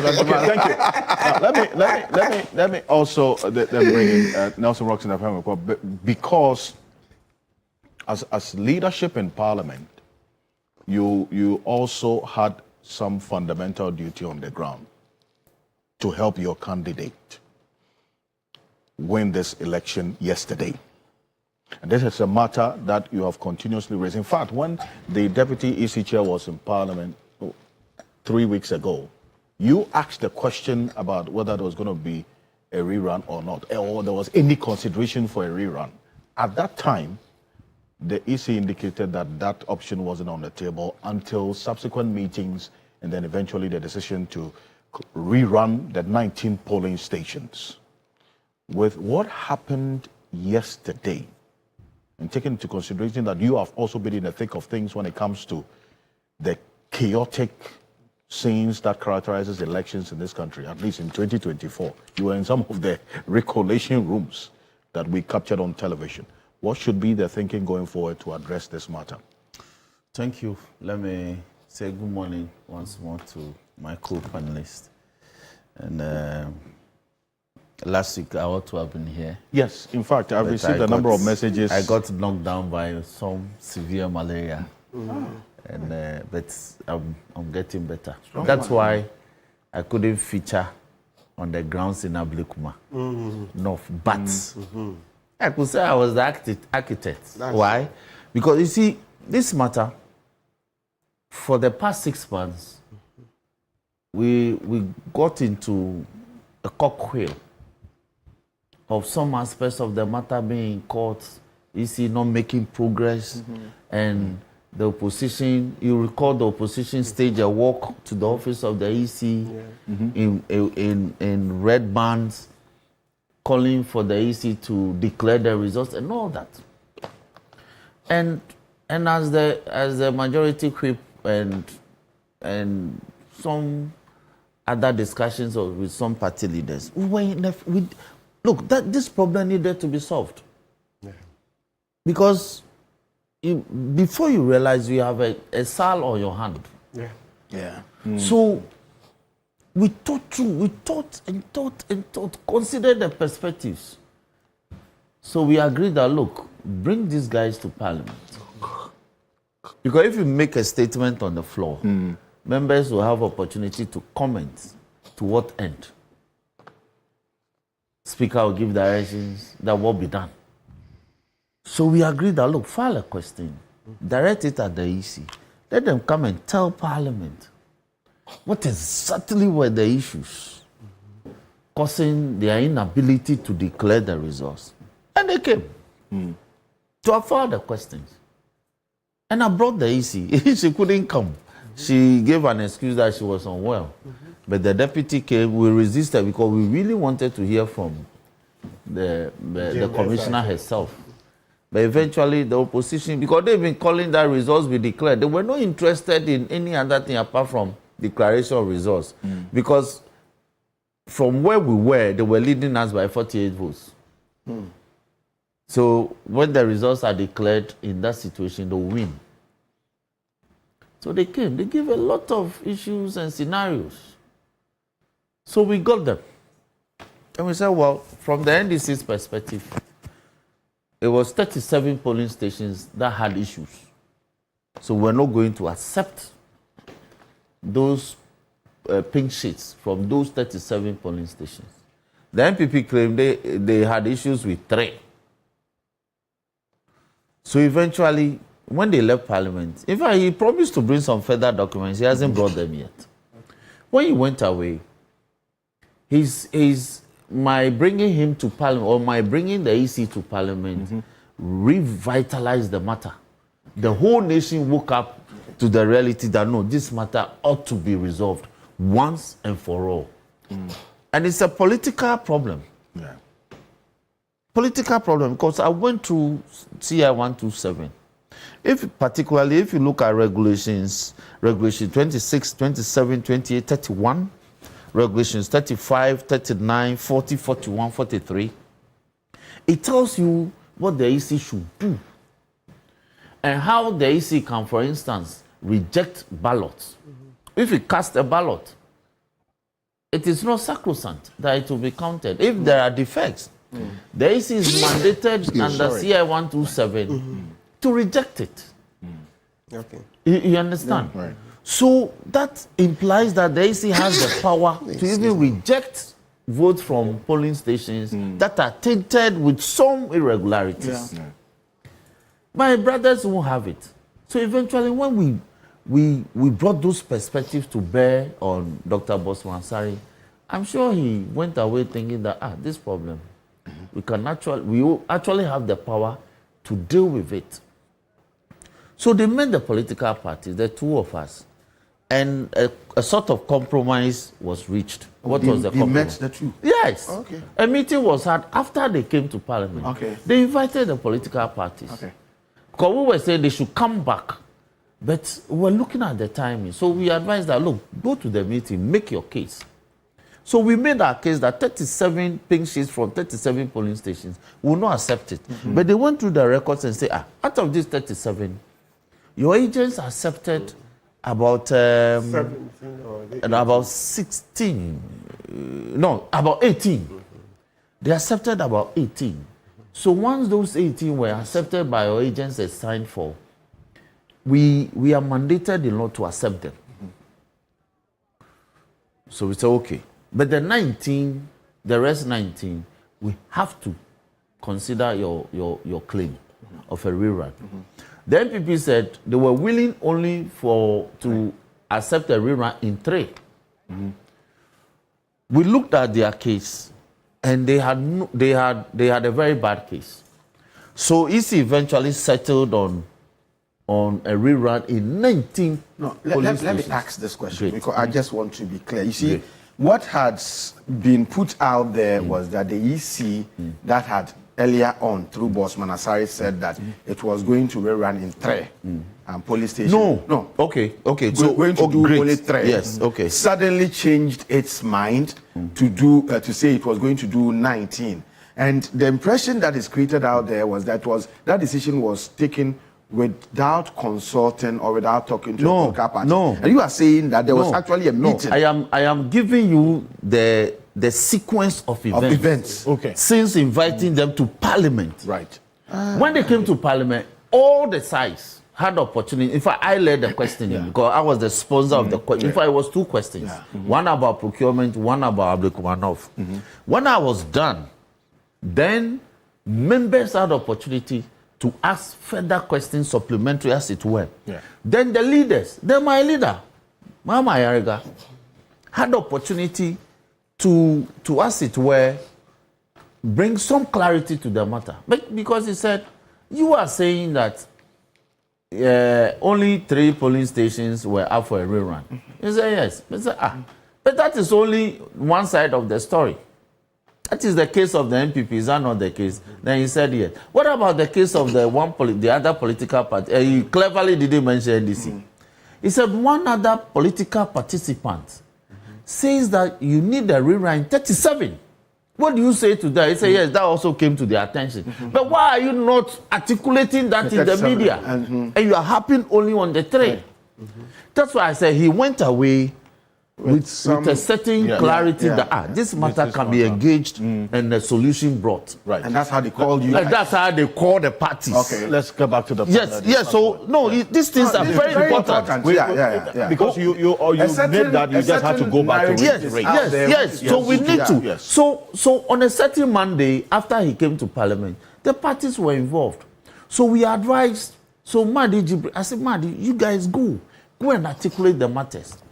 Lo and behold, when we articulated the matters, 18 they declared that 18 of the pink sheets, given the history, they will have to accept whatever results they contain. Agents have signed. Our agents, they've signed. So say we won't belabor the point. Okay. How many are they willing to accept? They say 90. I say we are good to go. Because the woman was only leading us with 48 votes. If we work hard with the 19, we'll topple them. This 48 was after the pre-collation. Pre-collation. These are January. 262. Yes, these are January events. Yes. Crystallized. But there were issues about 37. With 37, you cannot proceed like the NPP were urging the EC to proceed to declare, and that if we agree, we should rather go to court. We all went to court. The court gave an order that go and use your returning officer. When they went back, they didn't use the returning officer. They used somebody else. So the EC itself has not been helpful in the matter. But with having brought them to Parliament, they went away, engaged the matter. So we agreed that we'll do a rerun in 19. What did the NPP do? They are like crying babies. You were demonstrating with red band that results be declared. Now, a roadmap had been prepared for that to be done. Then you say no. Then you ask your candidate to go to court to place an injunction on the rerun. And they went ex parte, even though if you see the process, they had respondents and all that. I said, don't pay attention. Let's go into an overdrive and work on the ground. People didn't realize that ever since the man left Parliament, we had always been on the ground. Because we knew that a rerun will occur, whether in 10 or 5 or whatever number. Let's go and prepare ourselves. If the numbers are determined, it's the same constituency, we'll know what to do. So our people have been on the ground. Right. My national officer, everybody, the MPs, everybody, MMDCs, party appointees, everybody. Whilst they were in court, and whilst they were in court trying to injunct the process with an ex parte application, their national general secretary was saying that they were not interested. They had abandoned the process.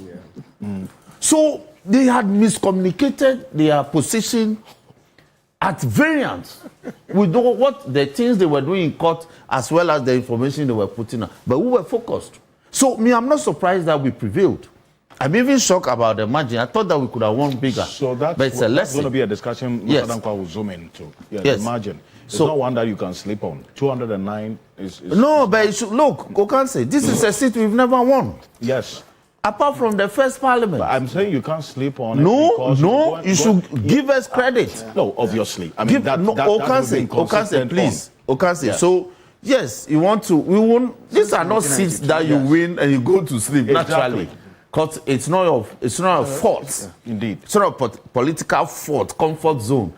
But look, we should be commended for pursuing this matter to its politically logical conclusion. We didn't take to arms. We didn't create mayhem. We look, this seat, and we hold on to it. Rabna, you will see how we welcome you when you come. Massively. And Prof, I am pleading with you. As for Akwetia, don't go there. Why? Even Bill Gates look for money. Bill Gates. Thank you. Bill Gates, he still looks for profit. So you are going to contest Look, the sea still receive water. We will pursue Akwetia and win it. Do you remember that Akwetia, my own brother? We are mourning him. They know he was a center of a certain turmoil in Parliament. Yes. We even attempted to cite him for contempt. We raised the issues. He was told that he will face the consequences for being in Parliament and taking the oath of office. Nobody knew then that he would be short-lived in Parliament, tragically.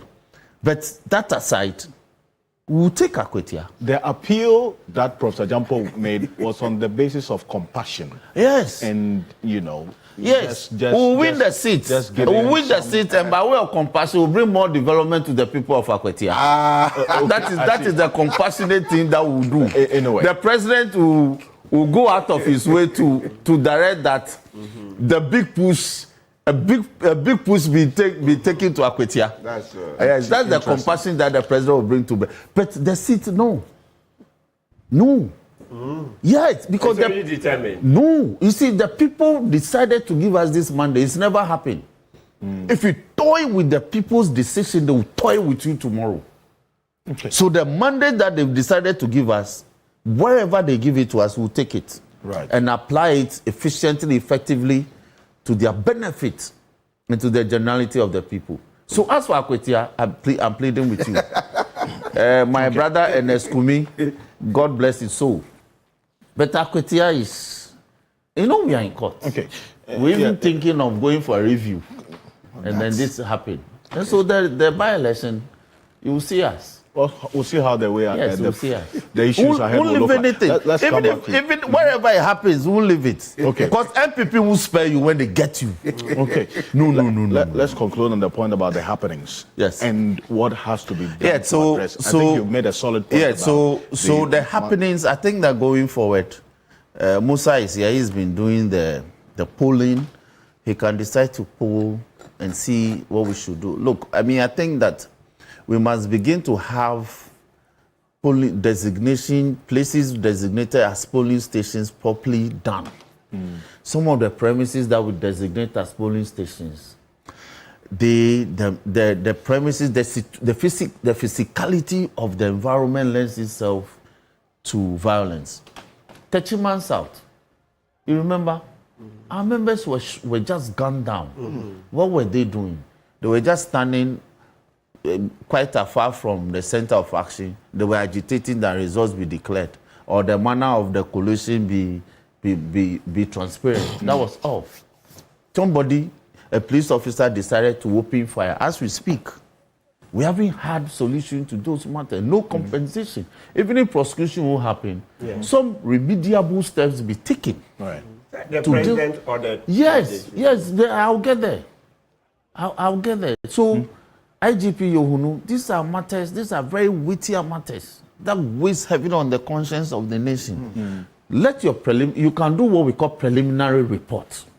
Give it to the president. Because investigations into a crime, it's never final.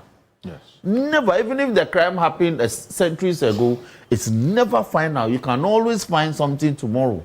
So do a preliminary report for the president, so the president can be guided. Then you can bring a final report as it were. But this decision by the police hierarchy, that even though His Excellency the President has actually directed that give me a report on these matters, and it's not happening, I think that it speaks volumes regarding how we pay attention to executive authority. I won't belabor the point, but I think that the police hierarchy are listening to me. They should do the needful, give the president a preliminary report on the matter. In all the hot zones during the 2024 and 2020 elections, prepare a preliminary report for His Excellency so that he can engage the issues. You know. Is it that maybe then finally, look, he mentioned the vigilante. No, Dr. Norman. Hawakumsin came to Ablekumanov as a vigilante. How? What do you mean? But if you enter a polling station in Ablekumanov during elections with a pepper spray in your back, who are you? Are you not a vigilante? That's a weapon. Check the definition of weapon. Pepper spray is part. And so why did the police not detect it? So these are the perspectives we are bringing to bear. Issues that you talk about. No, look, she came as a vigilante. Even her actions constitute provocation in the law. Read the Act 29 and look at the provisions on provocation, which is some defense in law. If you provoke people and they act in the other results in the commission of a crime. Brain provocation. It reduces murder. Yes, that's what I'm saying. That's what I'm saying. Provocation. It's a slippery path. Yes, you provoke people. But then again, you're not supposed to enter. That's what I'm saying. Then where an area is in the law in CI 127, polling stations are designated and gazetted. So when an area is designated as a polling station, you don't enter such an area with a weapon, whether concealed or not. You don't. Otherwise, you are a vigilante. You ought to be treated as a vigilante. And I'm not surprised that they treated her as one. But you get the point, like Martin, people was trying to drawing you in. Martin is being diplomatic this morning. But I don't and think she's a mother. She's a mother. She's a mother. I sympathize with the physicality visited upon her. But we must also criticize her conduct. As a former minister of state, high-ranking minister of state, cabinet minister, you saw how you all commending Brian Champon. We saw him, a former minister in charge of national security. But he went there with his hand at his back. Yes. You can still go there and do things, verbally. After his editorial yes, they will not. You don't need top officials went there and they comported themselves. You don't need to go there with a weapon concealed in your back. And then when there's some altercation, you bring up the weapon and you begin to unleash the weapon on the people. They'll react. You provoke them. So let's tackle her conduct. Let's separate the personality from her conduct, which attracted the violence. It's very important. Well, and it should be a guide to all of us. There was a statement that was issued by the minority in Parliament, which then captured some detail of... I've read it, so let me tackle it. Let me tackle that statement. I'm going to do that in 2 minutes because certain persons were mentioned in that statement. So let me tackle that statement. I received a statement earlier from Mustafa Agbandeo's Deputy General Secretary of the NDC about that statement because his name was mentioned in there as well.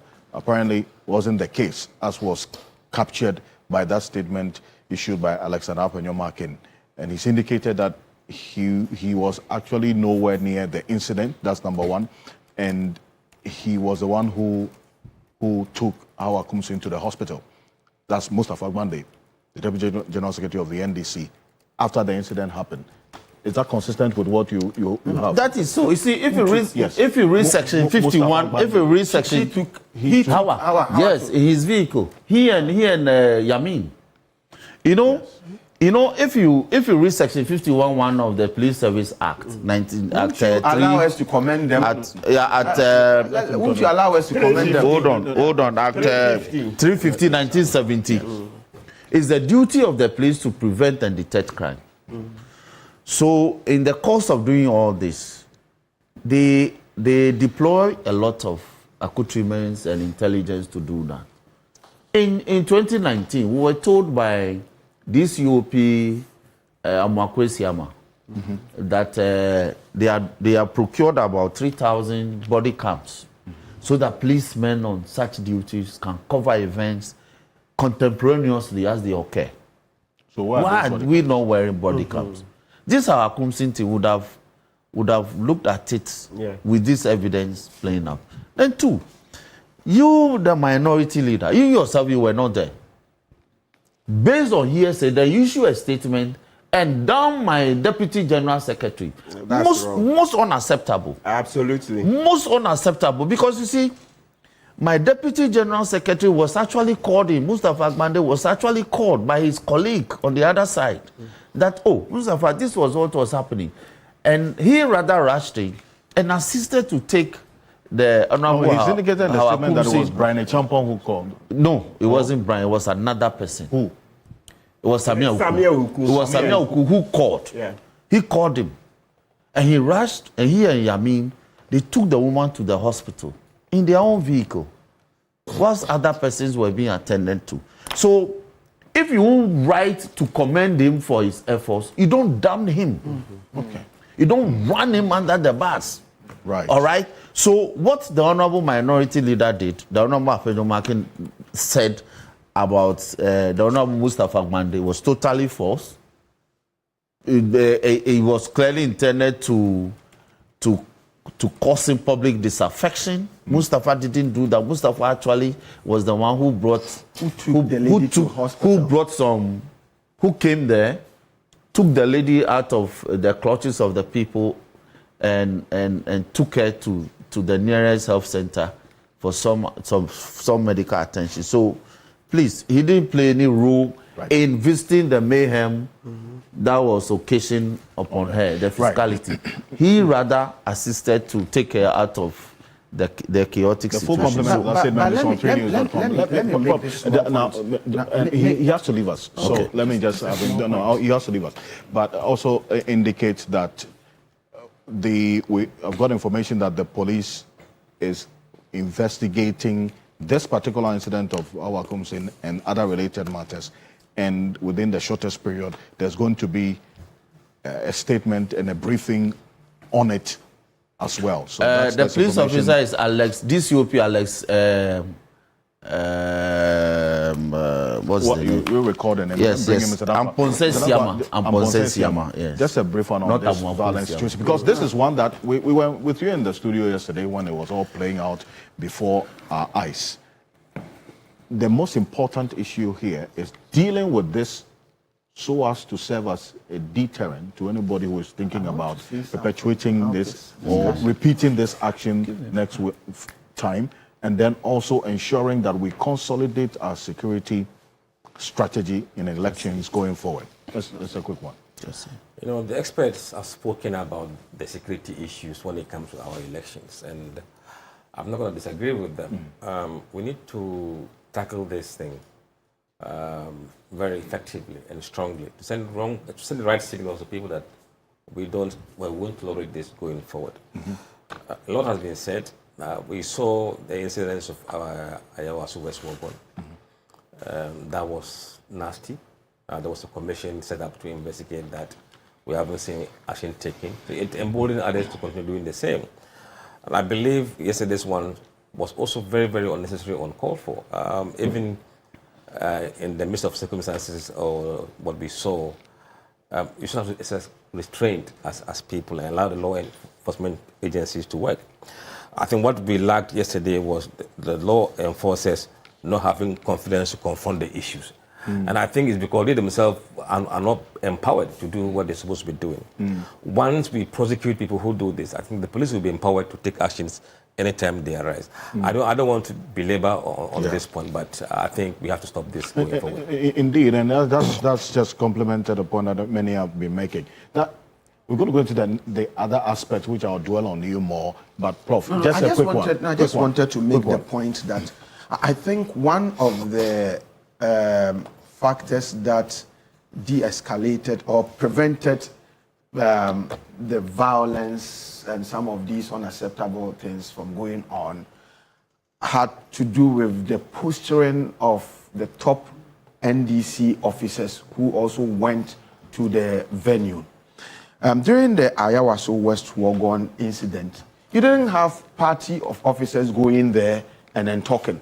But I heard Eduji Tamaklu and I heard the General Secretary, Fifi Kwiti, when they were interviewed, the kinds of things that they said. We are in power. It is our responsibility to make sure that there is calm and there is peace and there shouldn't be violence.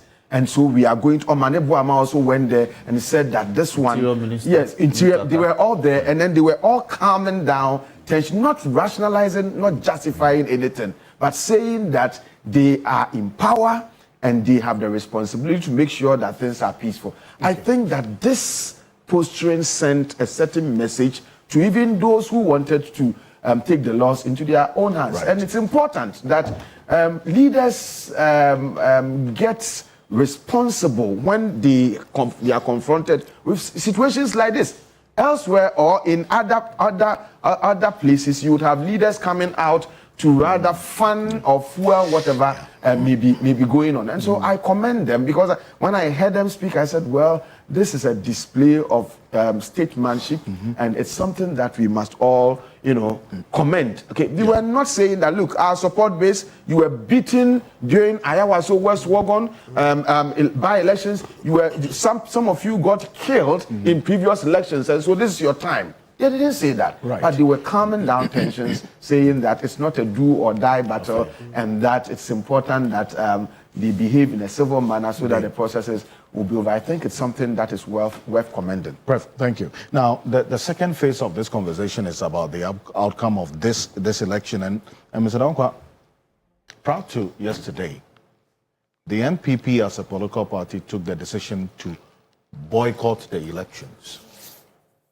Just 24 hours before the elections, the candidate, Naneke Friye, after she lost that attempt, or she failed at the attempt to injunct the election yesterday, decided that, look, I'll defy the party's orders and I will contest this election. Went around campaigning door-to-door, submarine, and others, as she indicated. How did that decision strike you? I mean, going to this election yesterday, just a quick one. No, I was surprised that the decision was taken and then the candidate defied that decision. It shows a party that probably is in a weak position than we've known them to be, because a national party or national executive should not take decision and then a candidate not following. What that did is to tell us that there is a bit of division still in MPP, and then the top is not necessarily the voice of the bottom. But it didn't help them in the situation. It showed lack of unity, lack of direction, and also probably dampened some enthusiasm that we would have otherwise witnessed in the constituency for the election. It clearly shows that all is not well in MPP right now. And how did that inconsistent position of the party taking one position and then the candidate now going contrary to that, because per her own assessment, she says she's still strong on the ground, and that showed yesterday. How did that position by the party impact on her performance yesterday?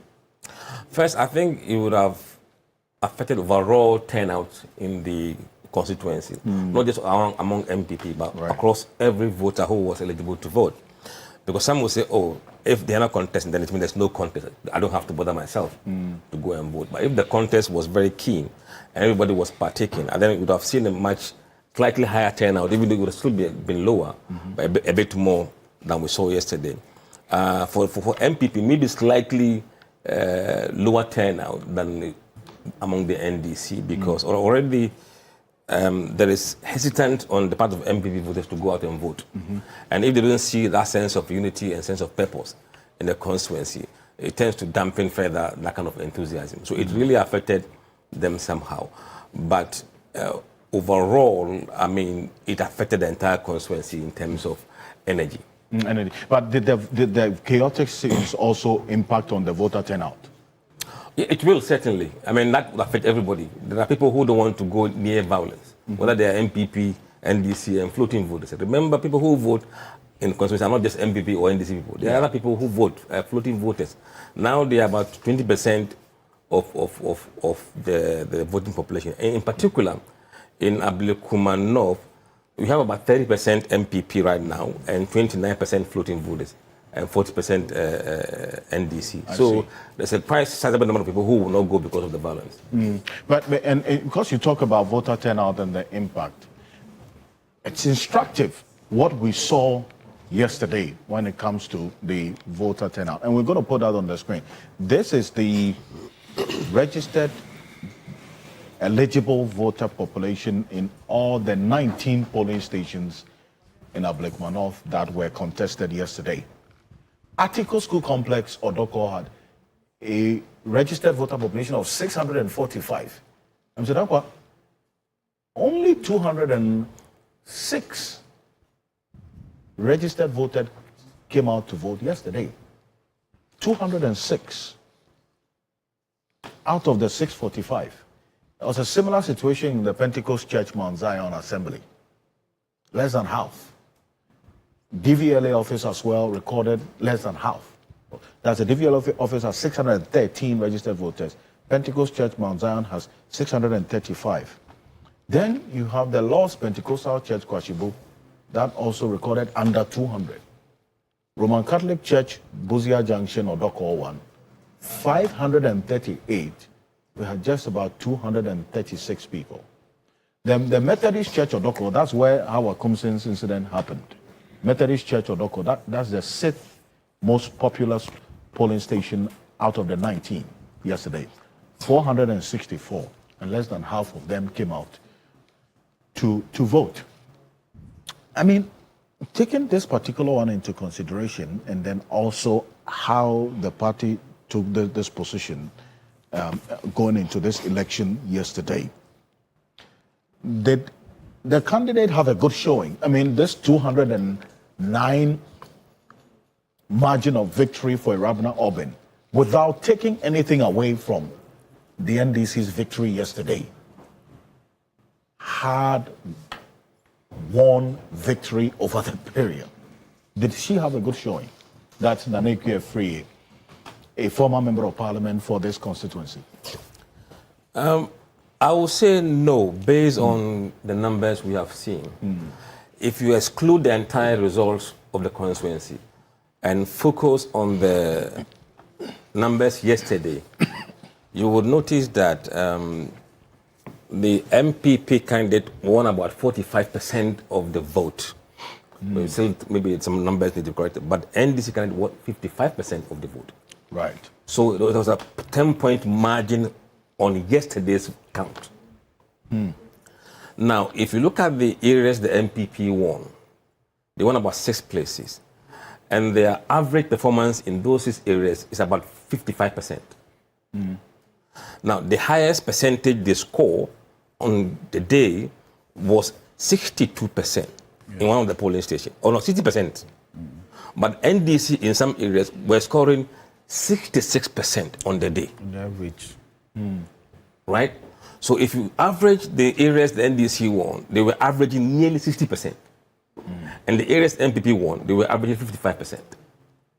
So Irabna Oben was doing far better on the day in terms of margins than the MPP's candidate. Now, if you look at the overall result, it shows that if the number had come out in number, the same we were expecting, the proportion wouldn't have changed. Yeah. I see. Irabna Oben would have still won. Yes. And unless MPP people come out in vast majority than NDC. But we know now that since the election in Ablekuma, since the 2024 elections, the number of MPP voters in that constituency has shrunk to 30%. 30%? 30%. And NDC 40%. And you have 29% floating voters. So if the combined effect of NDC and floating voters would have still delivered NDC the victory. I see, but this is a stronghold of the NPP. They've won this election since this constituency since 1996. Yeah. The margins unimaginable. In fact, the NDC, the closest they came until 2024 was about 38%, rounding up to about 39%. That was in 2012. By Ras Mubarak. Let's put that on the screen. Yes, Ras Mubarak contested this constituency. This was the first constituency before he went to Ablekuma West. And then from Ablekuma West, went to Kumbungu. So for Ras Mubarak, he has a very interesting history. Look at this. In the year 2000, we start from 2000, but in 1996 they won. 1992 they boycotted. But in 2000, they won with 63% roundup of the total valid vote cast in Ablekuma North.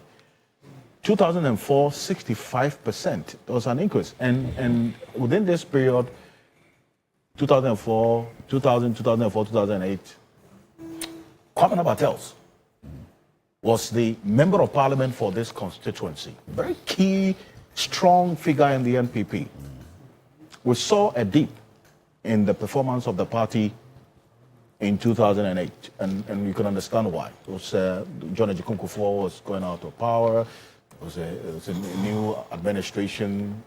This election went to second round. John Evans Atamels won. Then in 2012, you had a new candidate winning again with an increased margin of 59.7% of the valid vote cast in that election. Fast forward to 2016, that's when Nana Akua-Addo showed up. And look at her performance. Nana Akua-Addo recorded, in terms of percentage, the highest performance of the MPP in 2016, with over 54,000 of the, in nominal value terms, 54,000 and over of the valid vote cast in Ablekuma North, 66.8%. Then she lost to Sheila Bartels, that's Kwame Bartels' daughter, in 2020. But you look at the performance of the party in 2020, it dipped a bit. Right? Then Nana Akua-Addo made a comeback, strong one, in 2024. So you can understand why she then, regardless of the party's position, decided to test her mettle because of this history and the performance she's had in the constituency over the period. Now the fundamental question is, who takes the blame? Is it the party, or she defying the orders of the party and going? Really? Who bears the culpability? Well, if you want me to speak to the Musa? Mr. Nakwa will answer that. Now come to you. This is a question that I want to ask you. Yes, Mr. Nakwa. Who is to be blamed for the dip of MPP's performance? And yesterday, the defeat of the party. I think it's the party as a whole, not the candidate. The national executives of the party. No, in fact, from yesterday, you see, you can't just take yesterday's election as in isolation. It started from 2024 December election. Yeah. The punishment that was meted to MPP is the spillover of it that you saw yesterday. And the period between January and yesterday has, in fact, deteriorated for MPP. Because if before the elections in December, you have nearly 20% of MPP voters in Greater Accra switching camp to vote for NDC candidate. That did not put the party in a very strong position. So having had that results inconclusive and having run the country for 6 months and what has happened, it will not make MPP stronger in yesterday's poll. You know, the polling numbers really doesn't support a win for MPP yesterday. And so you can't entirely blame, you can't blame the candidate. A lot of these races that were lost to NDC, they were lost because, look, the economic situation was so dire that people didn't care which candidate NDC was fielding. They had to vote against the MPP. So a lot of it was a national issue that transcended into local issues, and that kind of swept many of the MPs from their feet, as we saw in the last election. So you can't really blame Afriye for that. But in terms of the specific local issues, if you look at the constituency, people were really angry at the party's performance in the constituency. In fact, it would have been even worse if it was the other candidate, was her name, Sheila Battles? Yes, Sheila Battles, because we did some polling there before this election. We knew how bad she was polling. So when she was replaced, a bit of calm was restored, but it wasn't good enough to save MPP in Ablekumanov. See, but the reason why Nana Carefree even lost the primaries was because, they said she wasn't present. She was an ambassador to China, and all these allegations of, some fridges and other things that, you remember that? Yeah, I do remember. I mean, they all did things to win their primaries, Interesting. Prof, let's a quick one on this. Because who is to blame? You see, I've heard so many people saying so many things, and in Ghana, it appears that one of the challenges that affect, undermine our development has been the fact that when somebody is doing the right thing, we are unable to pat the person on the shoulder and say, continue to do it. What we seek to do is that if you are doing what is right, we want to pull you down, and then if we pull you down, we'll get the opportunity to go and do what is wrong. That is our problem.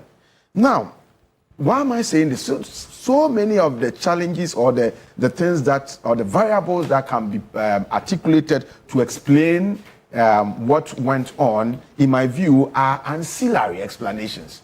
The party has no leader. The party is leaderless. The party is confused. How do you say the party is leaderless? At the moment, if you want me to... The chief scribe of the party, the general secretary, was the one who addressed the press 3 days to the election. Please, I'm talking about leadership. And indicated that the decision of the party, they have the leader. All right. Please, I don't want to teach governance and leadership here, but I'm talking about leadership. Headship and general secretaryship is not coterminous with leadership. The fact that somebody is a general secretary does not make the person a leader. I'm talking about leadership. Ability to inspire confidence in the people, influence them such that they are willing to give enthusiastic cooperation to support whatever command you give to them. That is what we call leadership. I'm saying the MPP is leaderless, number one. It is confused, number two.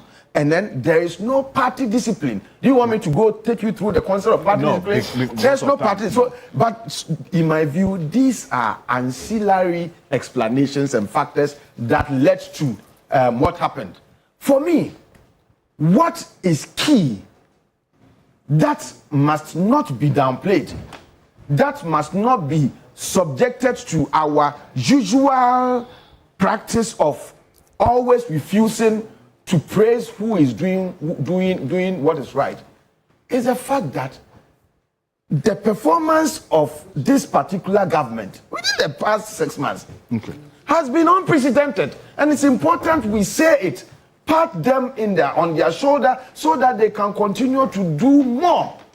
Look, if the party had been able to put its act together, people are saying that, oh, if the party had not been the confusion, if they had all supported, were they not there? Were they not all together that NDC got that resounding victory in the 2024 election? I'm saying that if they had all been together, if the confusion had not happened, if they had all listened to what they are, if all of them had come together, including all those who had departed or deserted the party, they had gone to bring a lunch thing, the crabs, their focus, and all. If they had all come together, they would still, their performance would still not have been able to earn them a victory or earn them that seat, because now Ghanaians are rational choice thinkers. Right. Okay, they looked at issues that were affecting their bread and butter issue,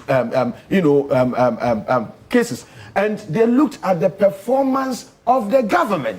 6 months, performance has been unprecedented, and sufferings, things are coming down. The cost of living is going down, and all that. And people looked at all these things, and it shaped what they did. And so it is important that if somebody is doing what is right, you pat the person on the shoulder, you encourage the person to do more. It is not about trying to pull him down so that tomorrow we too can get the power, get the opportunity to go and serve. If you encourage and the person does well and solve our problems, you find it easier to govern tomorrow if you get the mandate to govern. Thank you. Now, Mr. Dankwa, that analysis or the logic you've heard people put out that, look, if the MPP had a consolidated front, solidified debunked that. going into, yes, you have. The performance is key. You have espoused your position on that. And I'm bringing in Mr. Dankwa for good reason. That if the party went in with all their arsenals, because yesterday we didn't see any national executive member of the party on the ground. We saw key figures, including those who want to lead the party as flag bearer, and then other persons like the members of parliament, and then also the likes of Dennis Miraculous Abaji and others. If the party was consolidated going into yesterday, would the results have been any different? Taking into consideration that 209 votes margin that the NDC won yesterday with. Look, I wouldn't think the results would have changed, the overall outcome. Thank you. It wouldn't have changed. Thank you. You know book. Please. You see, for the simple reason that, look, voters are rational. Yeah. Voters decide what is best for them. In the intervening period, there was no clear issue that the MP could have taken to the voters and argue on as far as the governance of this country was concerned. So they were kind of handicapped in what they could use as a message in the constituency. People in the constituency are showing satisfaction with what's going on. So for you to come and campaign against that feeling, it's going to be very tough. You know, I've always said that, look, if you want to see the outcome of any election, look at the pre-election polls. And don't just look at who are you voting for. Look at the response of voters on the question like, where is the country headed? Right direction or wrong direction? Do you approve the performance of the president? Yeah. What is your standard of living today compared to a year ago? Do you think it will improve next year or not? These are the determinants of who's winning the election. And what was the outcome in Ablekmanov? 3 weeks ago when we were there as part of the June, July poll, overwhelmingly, in excess of 85%, were saying the country was headed in the right direction. Only 1%, in fact, in the sample, only one human being said wrong direction. But it's also okay. You can't get handed. No. Okay. I'm just telling you and you think this will not influence the level of the change that we have seen there. If you look at, in fact, the numbers we see in Ablikmanov was far higher than the national average in terms of direction of the country, approval of the president, and standard of living. Their numbers are in the higher 80s, whereas nationally it's around 70%. So in such a situation, if you put your head to data, data will not lie to you. Please, these people put your head to data and common sense, because yes. So you could see what was coming. That these people are not going to vote against the system. No. And that is why, without doing any poll, I just concluded that NDC was going to win that seat based on those pre-election data that we have. I see. But it's interesting you bring into perspective the matter of the 6 month. Prof, let me stay on Mr. Dankwa. I'm saying so. He agrees with me. Yes. I want you to articulate what he compliments your position. Yes. And Very giving important. some detail on some of the other issues as well, because I'm trying to then marry or establish the nexus between what has happened within the last 6 months of this administration and the local politics of Ablekmanov, because all politics is local. Is it not? Yeah. So what's the real connection? Did you establish that in the poll? No, I mean, in terms of the connection, they are a subset of the population. And from what we have seen, they seem more happier than even the country. I see. Right? On almost all the key metrics we looked at that we've been tracking over the past 4 or 5 years. And you cannot isolate them from the population. And remember, these are people who are businessmen, who feel the changes in the business environment. And they will not be, they will show that they have seen changes. And that changes is probably what led to the NDC winning that seat. I see. Now, okay, yeah, thank you. Because they had to, I just had to establish that as to how that connection is there. Because, I mean, they would look at what is happening, right, in the constituency and decide on who to vote for. Yes. Right. Yes. As against that headline approach of what is happening nationwide. Okay. So it could be more of the local political situation of the NPP as against the direct influence of the performance of government, essentially. No, you see, the demography of the people in Ablekuma North suggests that they are people who are businessmen. These are people who have, if you look at, they are self-employed, most of them, and they are the ones who probably work in Abusokai, Kokumpi, and the rest. So you can understand the demography of such people and begin to understand why they will do what they are doing. Remember, as I mentioned to you, that in the sample we took, 30% of them were MPP. Yet only one person from that 30% said wrong direction. It means most of MPP people were saying that the country was headed in the right direction. They were approving the performance of the president. They were saying that compared to the last 12 months, their standard of living has improved. They are also saying to us that in the next 12 months, they believe things would improve. In fact, on the question of in the next 6 months, do you think price of goods or services would increase, or it will remain the same, or it will be it will reduce? Over 70% were saying that they believe it will reduce. So, yes. So, I mean, the numbers really was not there for them to win. Let's see. Thank you. Now, let me acknowledge the presence of another security analyst who's joined us. That is the Executive Director of the Africa Center for Security and Counterterrorism. And he is not new or a novice to politics because he's once also eyed a particular seat, right, on the ticket of the MPP. Yes, and subsequently as an independent candidate. As an independent Saboba candidate. Saboba. Yes. Saboba constituency. When you contested on the ticket, in fact, you sought to contest on the ticket of the MPP, but you lost the primaries. I was disqualified. You were disqualified. Yes. And you went in as an independent candidate. They might feared me. I see. Now, and I'm bringing you in here because I'm rounding up this conversation on the security bit. Okay? Yeah.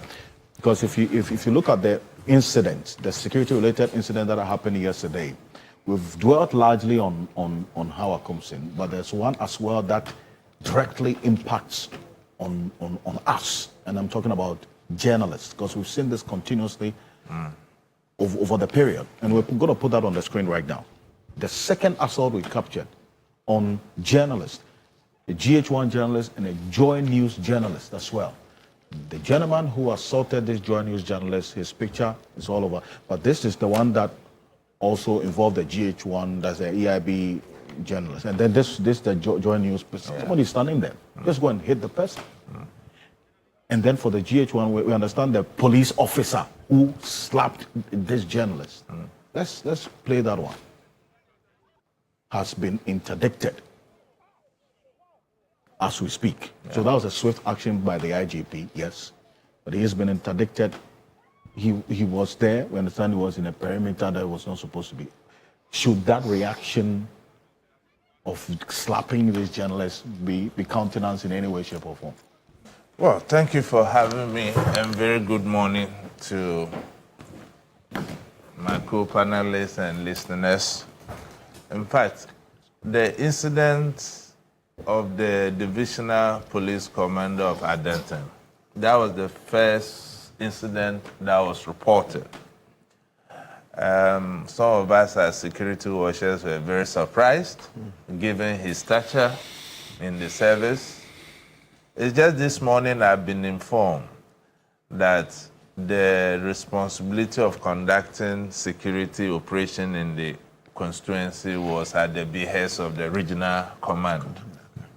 That was why they brought the Divisional Police commanders to assist. And this is what we talk about professionalism. Coordinating, it shouldn't have been in the first place been directly involved if the optics of professionalism was at play. Unfortunately, this is where he has found himself. But the interdiction was swift. But to me, it's cosmetic. Why? We've been in this country, Alfred. How many interdictions haven't we seen? What actions has come out of those interdictions matter. So it was just had this, to de-escalate the tension and for it to appear as if they are doing something about it. I listened to the Ghana Journalists Association president calling for a follow-up on the matter. But I have some challenges, professional-wise. Why? To interdict a senior police officer, you are a lawyer.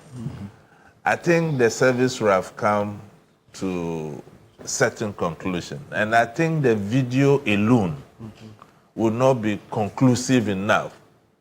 What we called, I was one of your panelists yesterday, was for the commander to be withdrawn from service yesterday so that a proper investigation is conducted. To be fair to him, to be very fair to him, because sometimes when you see something on video, it may appear to be what is not on the ground, because an action brings a reaction. You understand what I mean? To be fair to the commander, because when we do that, and we always want to put our men and women who go at great length, sometimes a very difficult situation to protect you and I, it kind of make them also behave in particular ways when they tend to look away, when there are situations for them to act.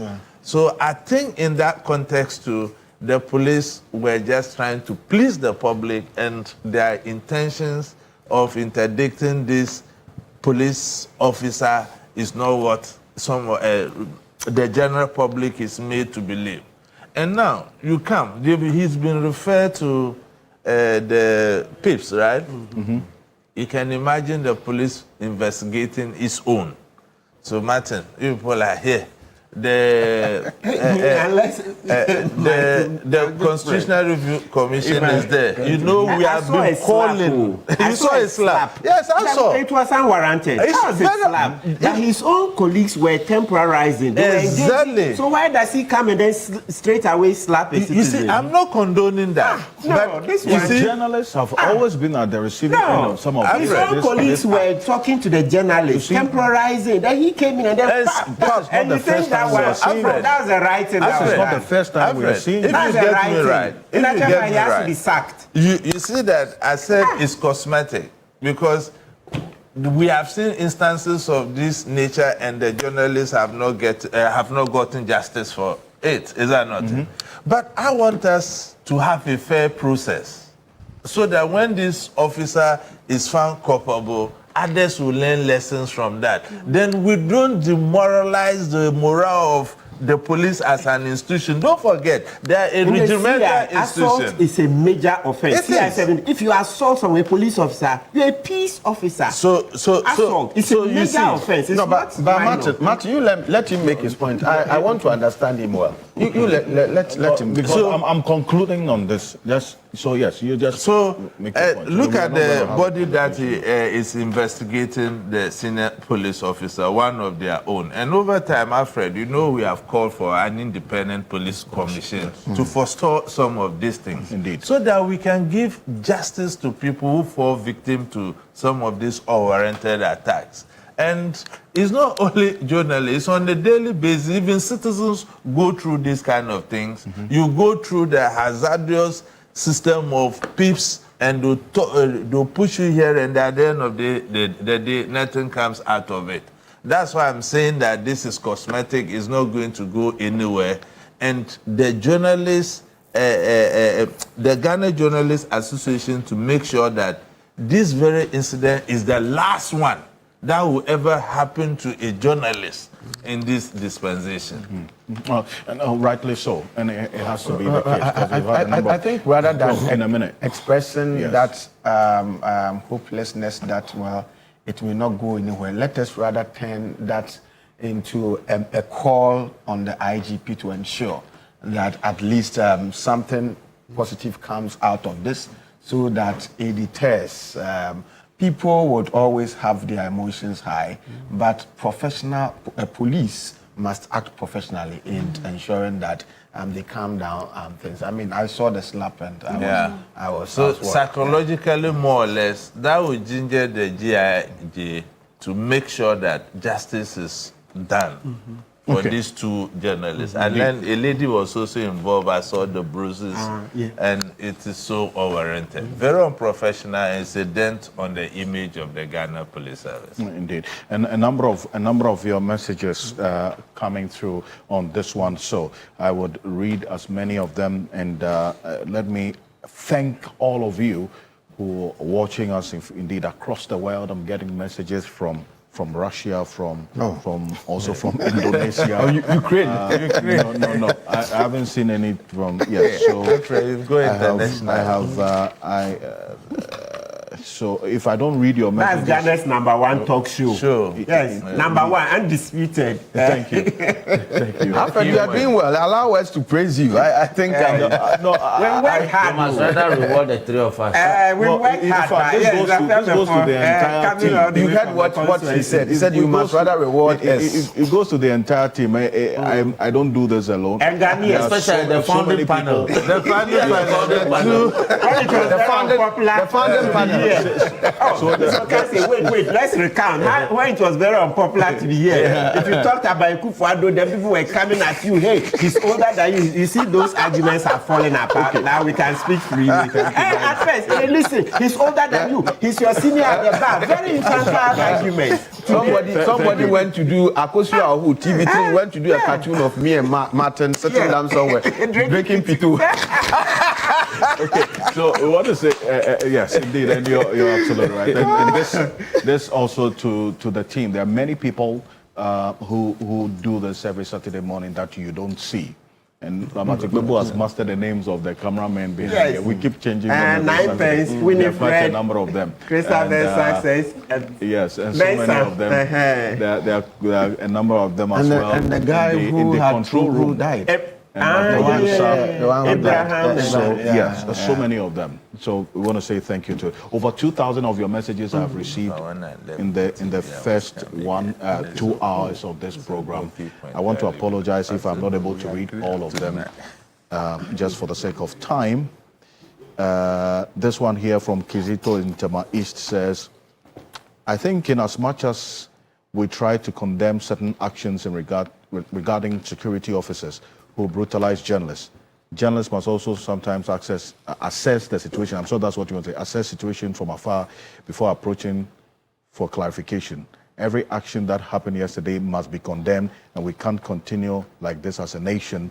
Thank you very much. This one here as well, and then I think Toby Dr. Nyaho Tamaklo is agreeing with a number of things, specifically referencing Dr. Ishmael Norman, the security analyst who was with us earlier, some of the things that he spoke about. So, Toby Dr. Nyaho Tamaklo, thank you, good morning. This one here says, the interdicted police officer is a fine person. I can tell you that this is the first time he threw his hands. Oh, it was unfortunate. So, yes, you've heard that too?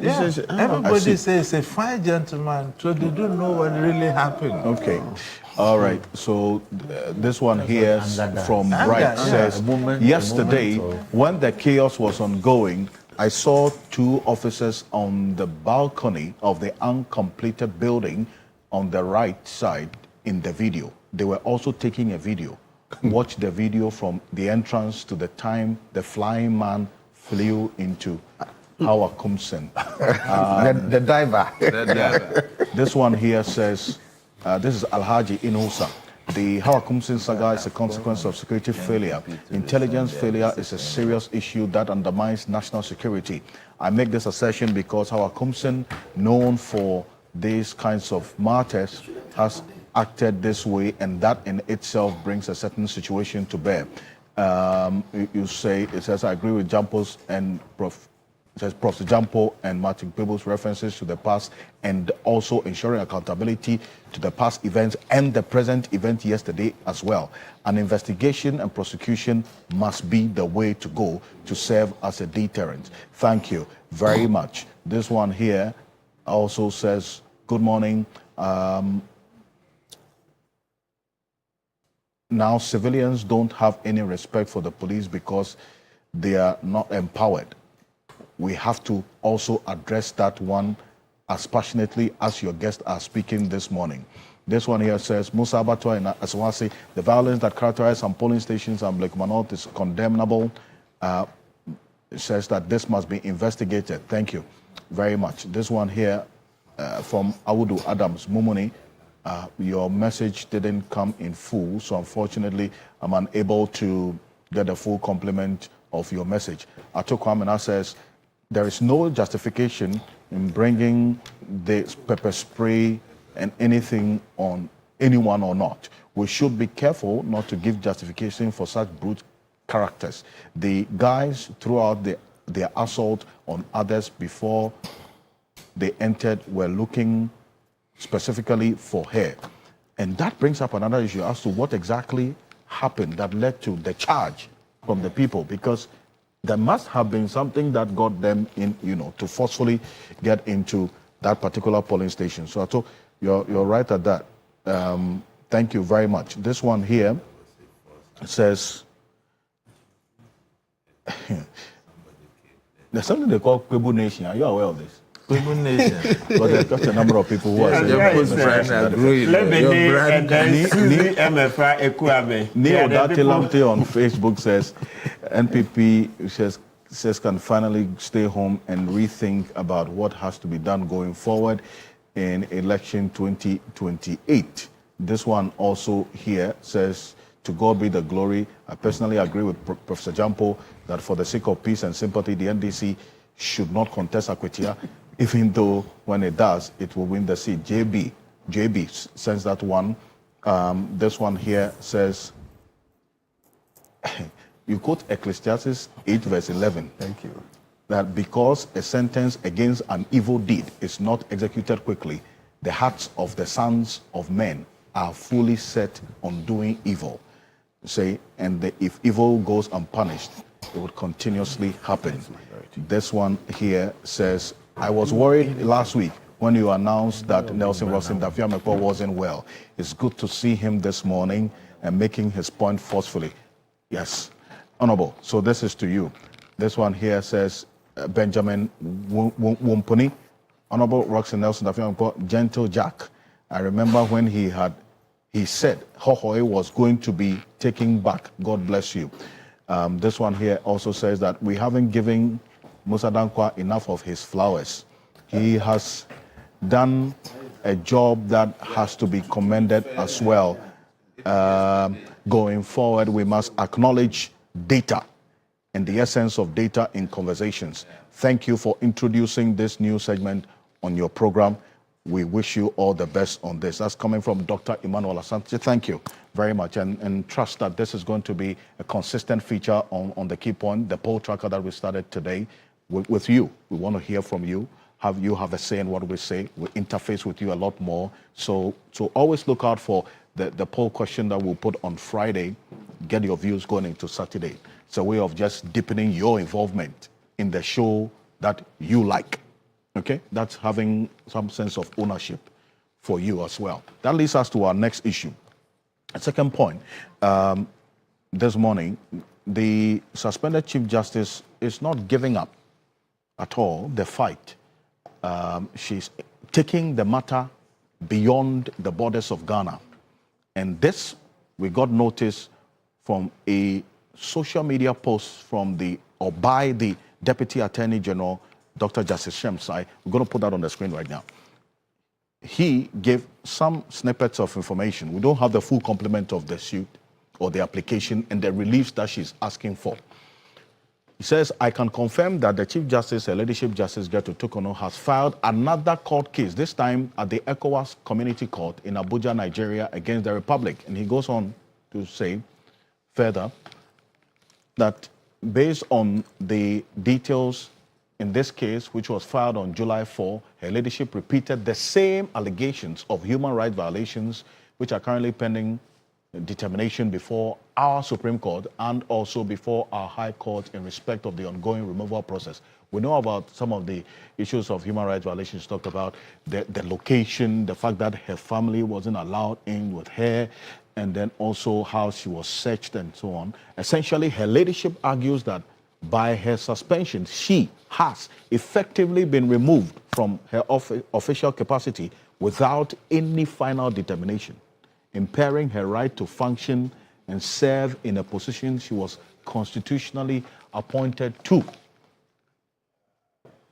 Lamatikbebo, you have indicated that, you know, at least looking at the review, in as much as, yes, it is not written black and white, maybe some of the things she's raising should be considered. What are those specifically? And then maybe your quick one on this decision that she has taken to seek justice in her view in the ECOWAS court. Okay, so I mentioned two things specifically. One, that her plea to be allowed to be accompanied by at least one or two relations. I think that one, it's fair.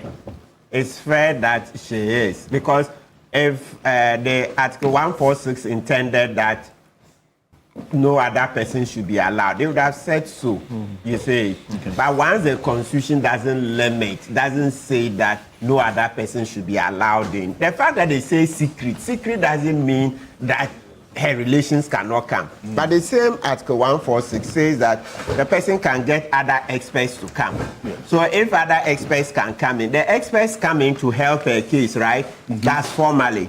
Yes. These other people who are going to accompany her also come in to help her. Emotional support. You see, sometimes we underestimate things like that, but ordinary court cases, some people go, their supporters are many. Whilst the person is in, yes, some enter and then there isn't enough space, so some even stand on the verandas, right? But this one, look at it too. She is at the peril of losing her job as a Chief Justice. Right. You know the emotional torture that does? It's beyond imagination. So as for allowing her husband and a daughter, or maybe just make it flexible, two close persons to her, I think it's... But is that a substantive issue she's looking for? Yes, she's raised it. You know, because a lot of it's mentally, it's a torture, to be honest.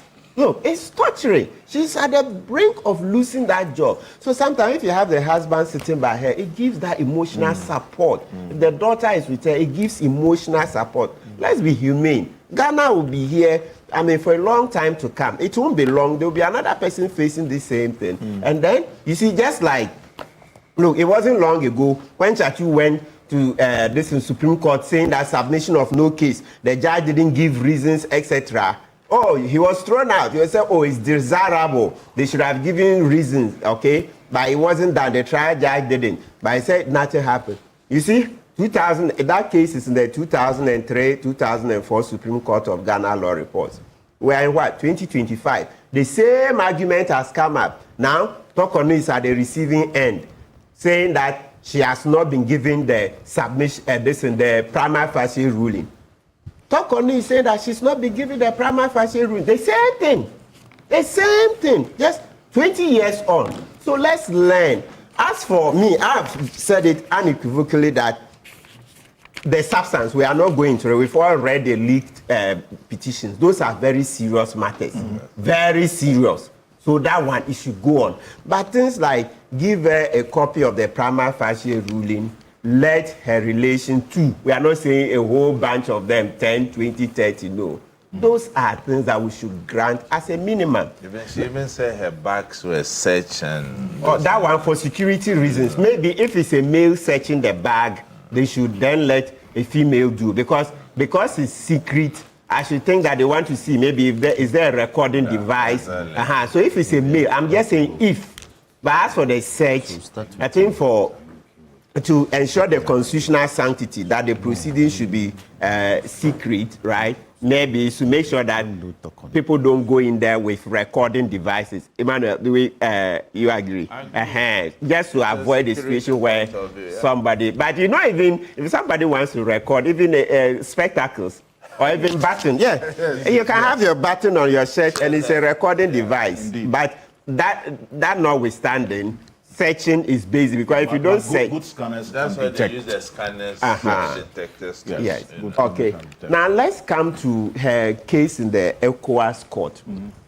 That one, you see, let's give some education, please. Under the jurisprudence of the ECOWAS court, the fact that she has 1,000 cases in Ghana, it doesn't stop her from going to the ECOWAS court. Okay, so let's get that very clear. Then, the point that Kweku Antansari is going to be joining us on Zoom briefly. There was a point he made about the ECOWAS court recognizing the internal structure, as it were. They would also look at whether she has exhausted all the internal avenues for remedy. So is the African Court on Human Rights before anything else? Is that in tandem with the dictates of the statutes of the ECOWAS court? No, not the ECOWAS court. The ECOWAS court is very clear. I've read at least 2 decisions where they've said a case before a domestic court is not a bar. The ECOWAS court has been very clear. This one is beyond argument. Maybe we are mixing it. What the ECOWAS statute says is that if you have a case before another international court, so let's say you have a case before the ECOWAS court, then you run to the African court. They say international. We can read them if there's time. No. If there's time. We'll pull it but up. Yes. As for the domestic one, so for the lawyers who are interested, if you Google it, you see this case. The registered trustees of Heather Resource Center, okay, Human and Environmental Development Agenda versus the Republic of Nigeria. Let me repeat it because lawyers, we are all giving education. It says, the registered trustees of Heather Resource Center, Human and Environmental Development Agenda versus the Republic of Nigeria. If you want, suit number ECW/CCJ/APP/40/21. Okay, and the judgment 2024. Or if you want, just Google simply. It's a case pending before a domestic court, a bar to the institution of another case in the ECOWAS court. You will see, you'll find it now. As you keep digging, you'll get the judgments. So that one, there's no argument at all. You don't even need to show that the domestic court will be unfair, they will be biased, political, that it is illusory. No, they just say it is not a bar. But maybe out of abundance of caution, you want to show why the domestic court is not one. If you like, I can read this last line, but that's extremely clear, okay, that it is not a bar. Let's not go and say something that, so listen here. It says, so the case I just read, okay, let's read. It says that the court held in registered trustees of the Socio-Economic Rights and Accountability Project, SERAP, versus the Federal Republic of Nigeria and one other. That's 2016 CCJ ELR at page 433. That where a case is lodged before the local judge under the domestic court system of a member state, there is no bar on the community court entertaining the same case. You are absolutely right. You know, you can look at that. Even the section case clearly tells that's consistent with what Lawyer people read. Now, our quick search shows that what you're saying is correct. Yes. That no, the fact that a case is happening at the local level is generally not a bar to go into the ECOWAS Court of Justice. That is what our search how you just put it. In fact, I encourage our listeners to also do so. Google. You get it. Yes. But this is why I bring in. Let's understand the basis for Kweku Asare position, right? So then, if you have to bring in your point as well, Mr. Kweku Asare is a former director of the Ghana School of Law. He's joining us on Zoom right now. But you've been listening. You hear Lawyer Martin Peeble's position about the position that you held sometime last week when I spoke to you off record. You had indicated that the ECOWAS Court will take into consideration whether or not the applicant before them has exhausted all internal avenues of redress. Correct? Well, she exhausting internal remedies simply means ensuring that the proceedings have terminated to completion. They have, gone through every step. You see, she is preventing the steps from being implemented.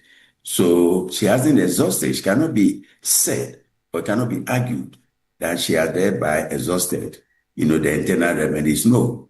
So merely, inundating the court with, incessant applications is no meaningful reason to suggest that she has, exhausted the internal remedies. She has been filing application upon application, and if you look at the nature of the application that have so far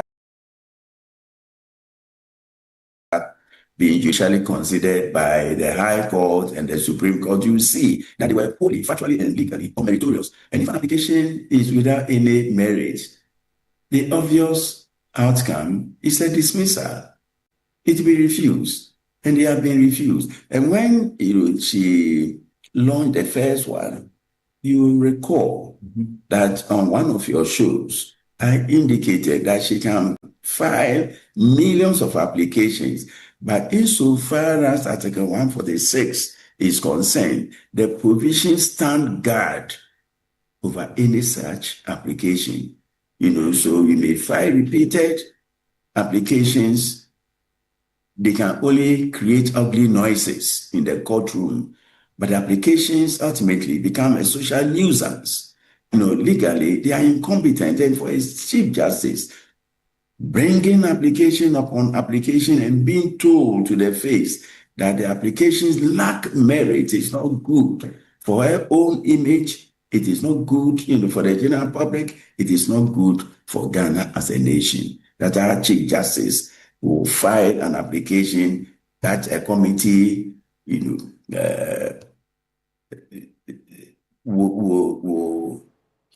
assess, evaluate, and see. All right, but then how do you see this case playing out from where you said? What outcome do you expect of this case, taking into consideration all you have just said at the ECOWAS Court?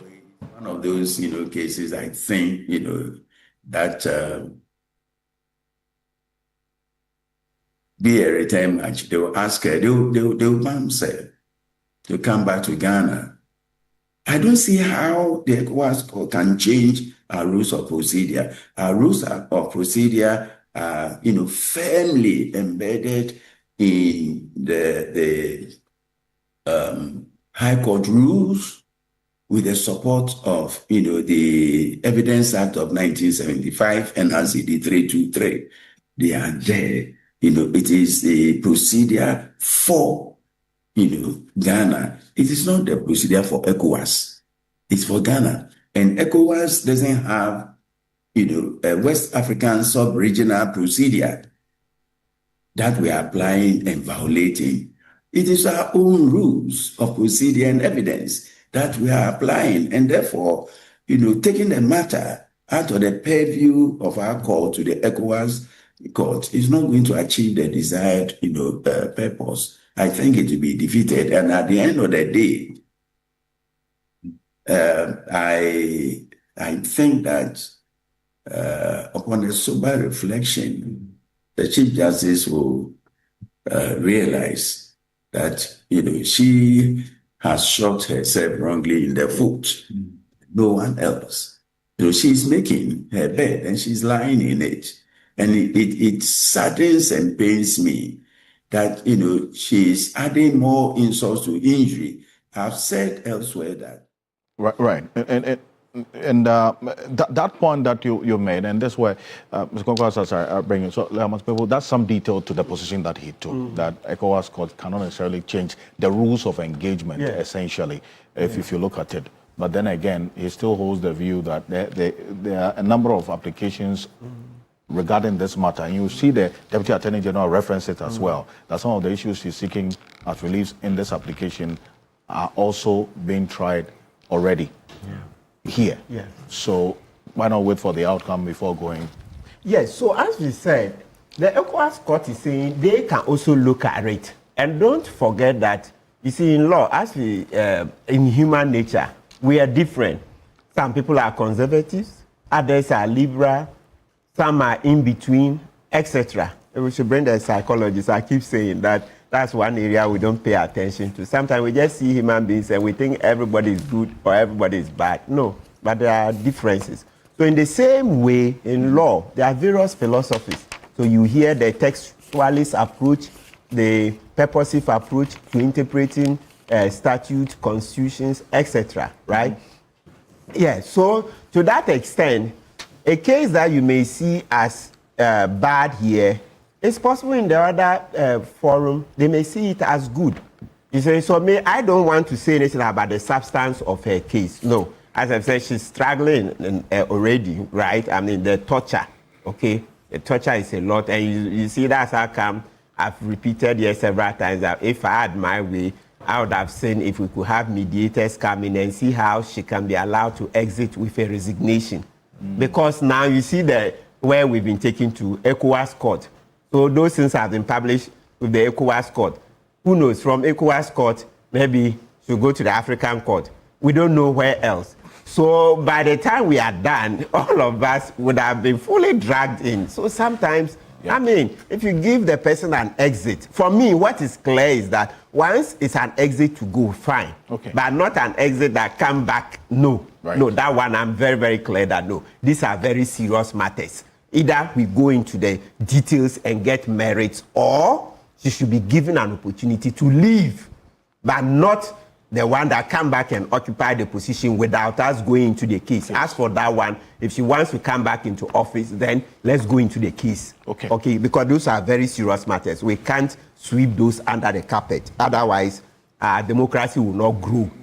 So that let's be very clear. Indeed. So let's see how we can do, because now it's becoming just one too many. Today we are in this court. The next day we are in another court, and the publications, it's dragging us. It's dragging us. I don't think that it helps us. Yes, somebody say, well, maybe it's generally a taboo conversation. Perhaps if we don't get a political settlement to it, and she continues, by the time we are done, okay, we will now in future discuss these matters without feeling squeamish about them, right? They will no longer be taboos. They will no longer be a Pandora's box. Okay, that's also another thing. But if we can resolve this quickly, that will be better so that we get closure. Thank you very much. Lana should have on this. I don't intend to spend too much. Let me, you see, this CJ matter, I think my brothers have spoken, but let me bring this perspective. There was a petition. I beg you. I want a question answered. Okay. Before you go on. Otherwise, Martin Kebu, you have given him a question to answer, and he spent time talking about other things. You were asking whether the CJ had said that by her suspension, she had been virtually sacked. Effectively sacked. Okay. And then I was thinking you wanted Martin to speak to it, whether that is true or not. That is very important. Whether she can remain as a Chief Justice to oversee her own But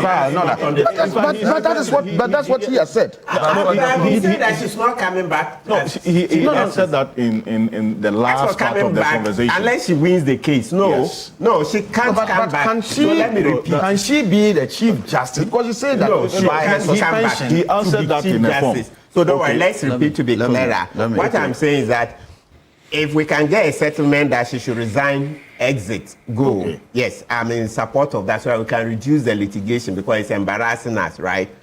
But if she's not willing to take a resignation, it wants to be led back to act, to continue as Chief Justice. No, that one is not possible. Thank you. It's not possible. Please. Yes, so let me say this.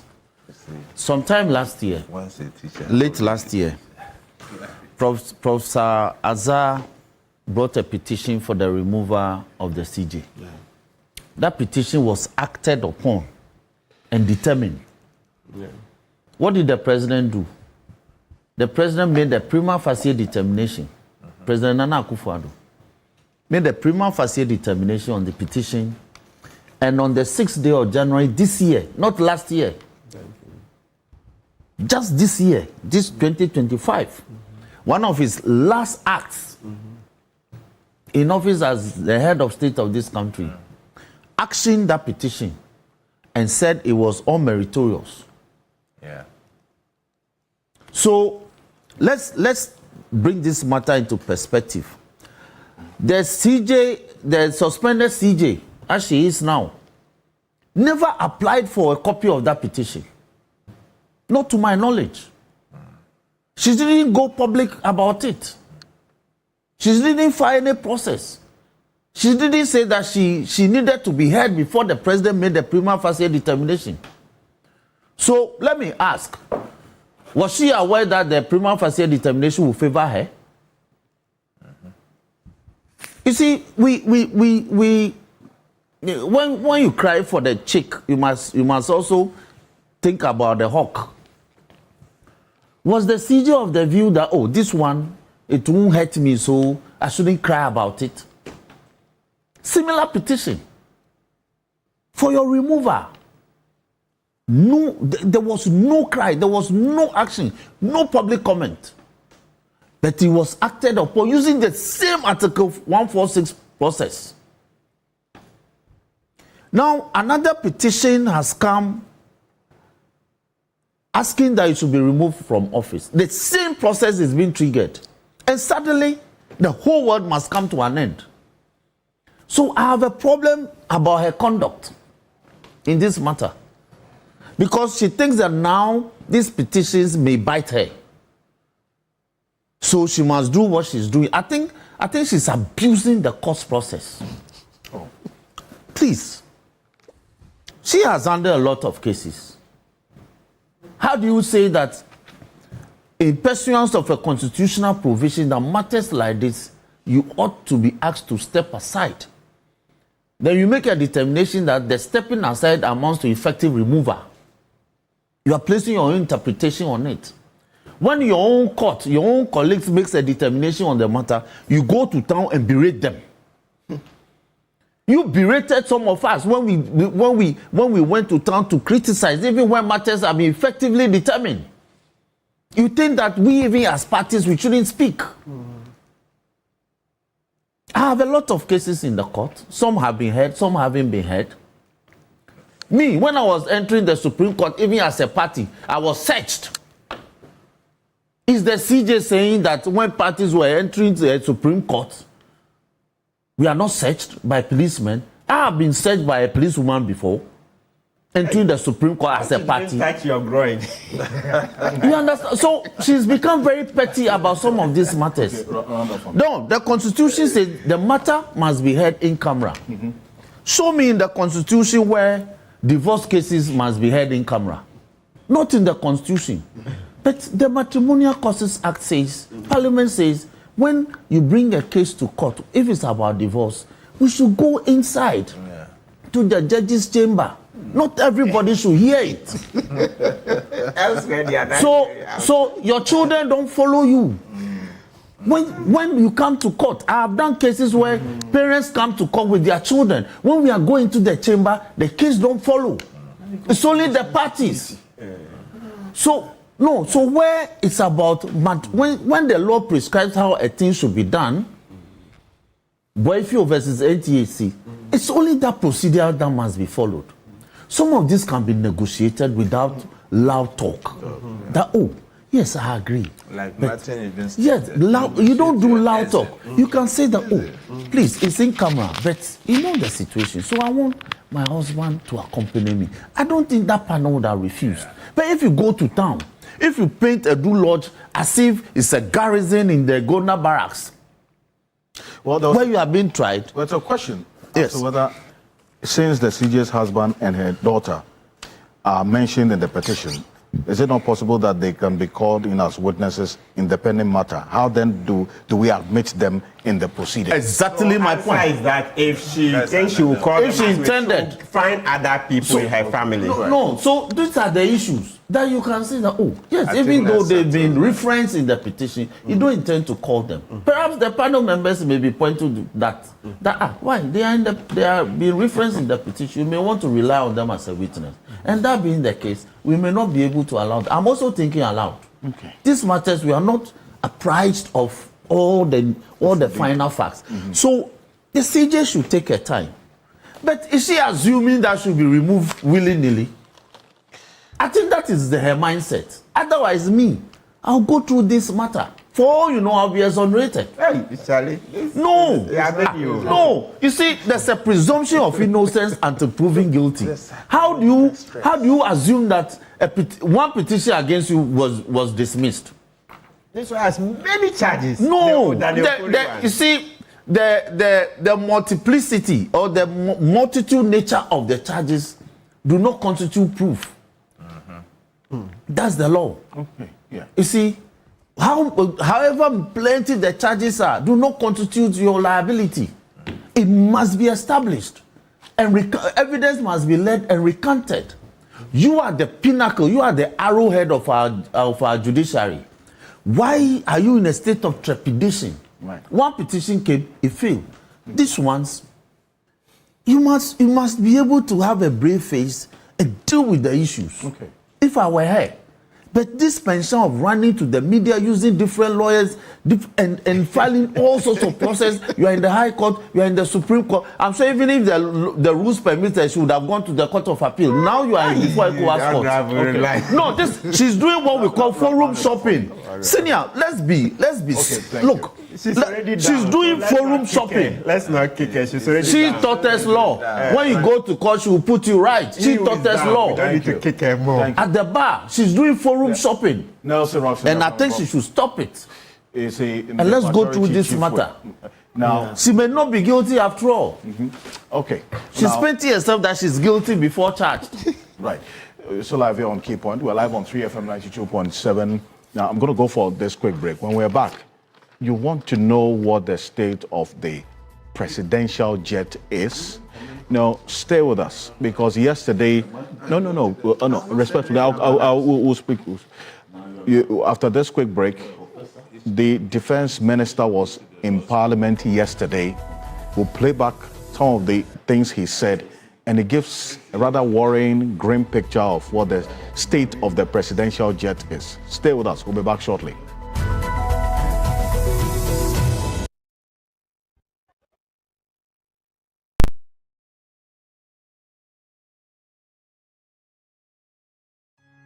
Hey, so mommy, who is going to do my wedding?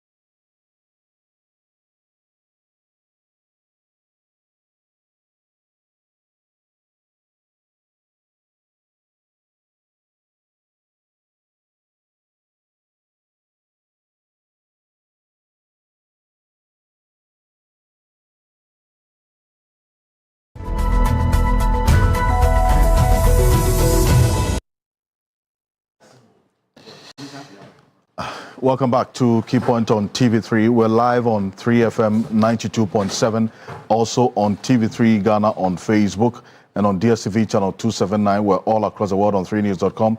Also on the Voice of London radio in the heart of the city of London, and then now also on the Voice of London TV as well in the heart of the city of London. I acknowledge Mansa Musa and the rest of the people who are sending us messages this morning. Thank you very much. The Ghanaians in the diaspora who are following the issues as well back home. And as always, this morning I am clothed by Kogra Clothing. It's the best version of you. This outfit and many others as you see me wear on Saturday mornings is by Kogra Clothing. You can locate them on the Spintex Road, 18 Junction, opposite the Allied Oil Filling Station, Grand Forcing Building, as the Ghana Made store. Call them on this number. Keep this in mind. 0244 238 341. That is 0244 238 341. Or on WhatsApp 0500 9099. 0500 9099. Choose Kogra, choose right. Welcome back. Now, before we go into our next issue, which is very, very important. Look, you want to know the state of the presidential jet of Ghana. The jet the president has to use.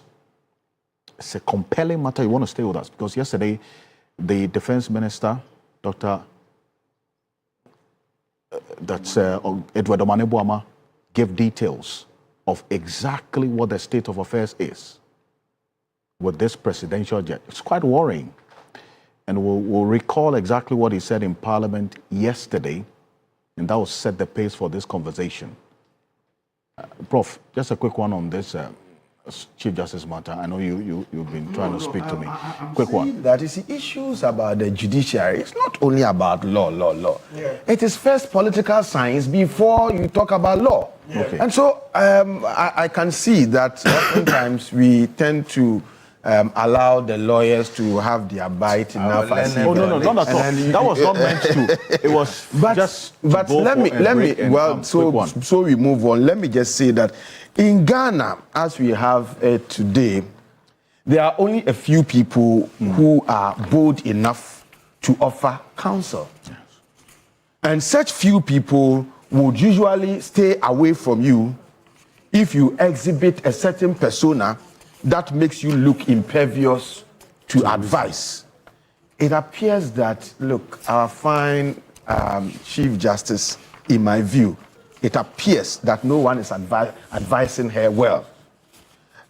So that's how come, in my view, what she's doing, I would say that she is on a legally and politically suicidal and self-incriminating mission that may ruin who she could be for Ghana in future. Right.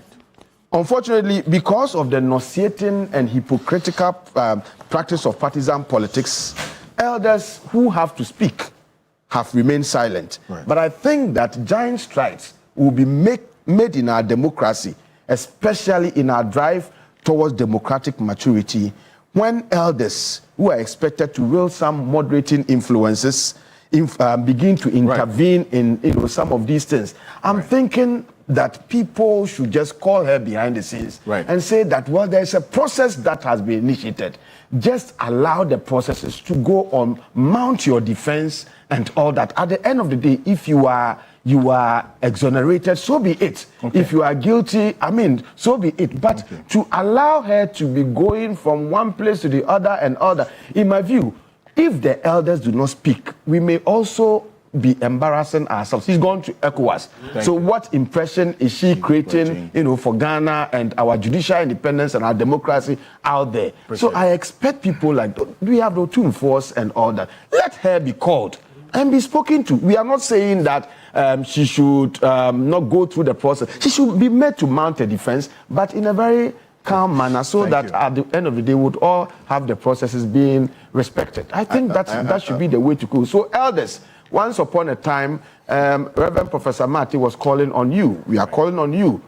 Please intervene. Thank you very much. Now, that leads us to the next issue. This is what Dr. Edward Omanebuama, the Minister in charge of Defense, said yesterday about the presidential jet. The series of postponements when the jet was to return to Ghana, the inspection is expected to be completed 31st of July. What is more worrying is that Ghana's presidential jet was grounded in France due to severe corrosion. Take a look. The presidential jet Falcon 900 EX easy registration number 9GEXE was unavailable on Thursday, 22nd May 2025, when the Vice President returned to Ghana. The aircraft has been undergoing a 24-monthly or 1,600 flight hour inspection in France since 11th March 2025. After a series of postponements of when the jet was to return to Ghana due to risky multifocal massive defects identified and being worked on, the inspection is expected to be completed by 31st July 2025. There is corrosion in the air intake plug receptacle of the second engine of the aircraft, intermittent tripping of the starter generator of the second engine. There's a need to install a new turbo fan. Being more specific, the fuel tank is also corroded, the left-hand feeder tank corroded, right-hand feeder tank corroded, left-hand center wing tank heavily corroded, right-hand center wing tank heavily corroded. The turbo fan also heavily corroded. That's how troubling the picture is with the presidential jet as it stands now. And the minister answered why the vice president, Professor Nana Jeno-Poku-Agyeman, then could not use the presidential jet upon her return on the 22nd of May, 2025. Hearing this, and the full details of the complement of it you find on 3news.com, is troubling to say the least, is it not? And then I'll start off with you, Mr. Gotin, from the security perspective, because you've been talking about this for quite a while now. Now we're hearing the full complement of the problem that is wrong with this jet.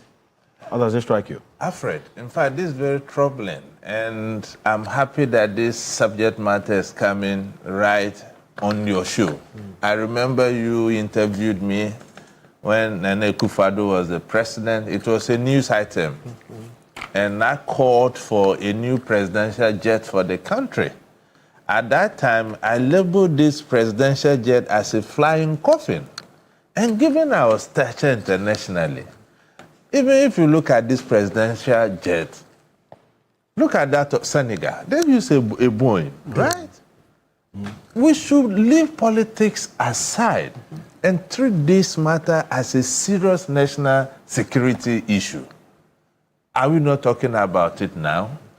So I'm calling on Parliament and the various political parties to, for at least, for once, put Ghana first. And let's treat this as a national emergency. And let's understand that security is very expensive. You see, the Air Force One, the resources the American taxpayer pays at the behest of Trump. Why can't we do that at the behest of our own president? And we want to, more often than not, trivialize the issues as if it's a luxury. No. Look at the consequences if you should lose a head of state. The cost to the taxpayer and the changes that may happen that might not even favor the taxpayer. To me, Alfred, this is not an issue of politics. We can all see it, even at the moment, it's not even in the country. Let's have a national conversation around this thing. And because of time, I'll leave it for my other panelists to... Because you've done some work in this. Because, look, the last time we spoke about this was about 6 years ago. 6 years ago. Right? This interview you're referring to was 6 years ago. 6 years ago, yes. And, you know, we've danced around this issue. But obviously, the alternative was not to be renting No. At that cost. That would have been very expensive because if you look at the presidency of Nana Akufo-Addo, truth be told, they foresaw some of these challenges. That is why the presidential jet, more often than not, was not in use. They took the option of renting. And you know, politics in this country runs deep. They won't come out like the current defense minister has been bold. Look, to mention that a presidential jet to the People's Assembly, I'm talking about Parliament, indicating this level of damage to the presidential jet, I think if we put this analysis together, no one will even advise the president, after all of this has been put in place, for him to use this presidential jet. I would defer this to the Ghana Armed Forces, the Air Force, because we have very beautiful engineers who advise on some of these things. I remember when Nana Akufo-Addo rented that famous jet, the former defense minister said, Dominic Nitiwo said they needed something could bath inside and things. These were the same issues that were confronting the country. But there were not bold enough to come out and let the good people of this country know. To me, it's not about the but or the if. We need a new presidential jet befitting the status of Ghana at this time. As a sovereign nation. As a sovereign nation, how can we be going for international summit and conferences? You see how other countries arrive. And Ghana, given our name internationally, will be renting, or at one point the president is using this and making stuff he's not supposed to do. You understand? So we have to prioritize the security of our president, and at this time we should have a consensus building on this matter. Well, you talk about the corrosion, the brief that we played, even the fuel area. Even the tank. That is serious. It's experiencing corrosion. Yes. And you have done, I saw one of your write-ups on this aircraft. Yes. And it corroborates a number of the things that the minister indicated there. The defects experienced during normal operation of the aircraft and the rectification were beyond the unit's capacity and so on that they identified. And then now we're talking about the LH feeder tank corrosion, RH feeder tank corrosion, and the fuel tank corrosion, the RH center wing. There's the right-hand center wing tank, heavy corrosion, the left-hand center wing tank, heavy corrosion, the right-hand feeder tank corrosion, left-hand, all of this. So, Alfred, with all that you are mentioning, what again is left of the aircraft?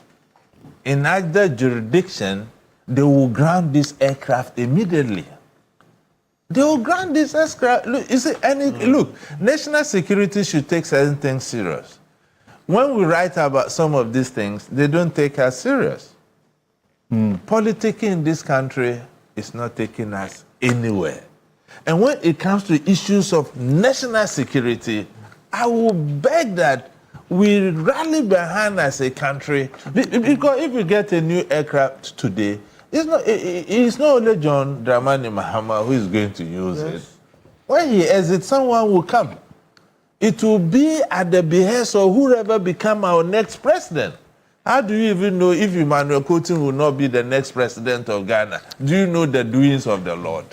Certainly not. So let's have a national conversation on this thing. And to me, it's not but or if. We need a new presidential jet for this country. The majority chief whip is here, and because this matter has been topical in Parliament a number of times in the past and present. And yesterday, you listened to the defense minister. He talks about the worrying pattern of delays showing in terms of the maintenance, showing the aging presidential. 2020, there was no delay in the maintenance. 2021, no delay. But between 2022 and 2023, there was a 2.5 monthly delay. 2024, 2 months delay. And then in 2025, exactly 4 months today, that was yesterday, July 11, and still counting. Now, when this matter came up and he presented it in Parliament, what was the reaction and what should be the conversation about this going forward to deal with this troubling situation with our presidential jet, which Mr. Kutin says is a flying coffin? Nobody has to be in it, if that's the case. Okay, so if you recall, I think 3 years ago, the Minister of Defense came to brief the House when the issue of when Okujeto was constantly revealing details of the president hiring expensive flights for his official travels abroad. Yeah. So matters got to a head. So the then Defense Minister, Honorable Dominic Nitiwo, was invited to brief the House. He didn't give us this sort of detailed analysis. He came to brief the House, and he himself ended up engaging in heated comments. Why? Because we were asking for details so that Parliament could be properly apprised and give some directives in terms of budgetary allocation for the needed things to be done. Everything was about national security.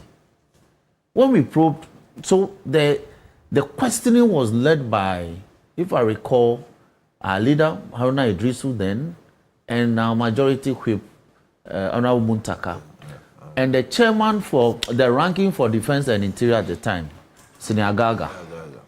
They led the questioning. Nitiwo won't say anything. He was very cagey and evasive. Everything was about national security, so he won't reveal. And the matter ended up became very political. That was how come he used this phrase that the president, they were hiring private jets because in the course of between 2 points, the president needed to refresh in the air. You remember? So it became. Thank you. No, he used the phrase refresh in the air. So we said, so the president has been showering in the air. He said yes. So it became, a degeneration into politics. We led him into that part, and he admitted. Leaders not in but we did, and he fell. So, but that's on a lighter note. But you see, this one, Honorable Asefa asked the question. And you see that Dr. Omani Buama took his time to explain into technical details.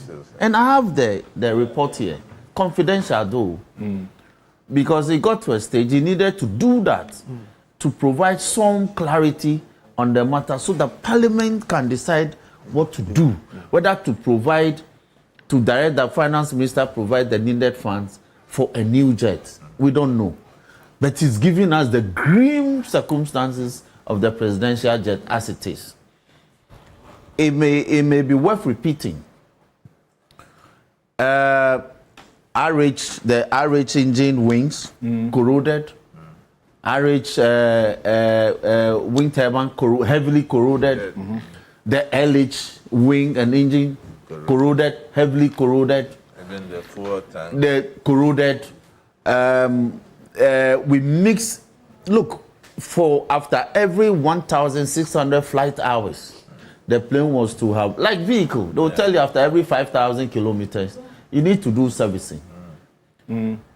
So, or after every 6 months, you need to do servicing, whichever is comes quicker, either the mileage or the number of months. So for every 2 years, you need to send the aircraft for inspection. Or when you do 1,600 flight hours, whichever is. We were not doing it.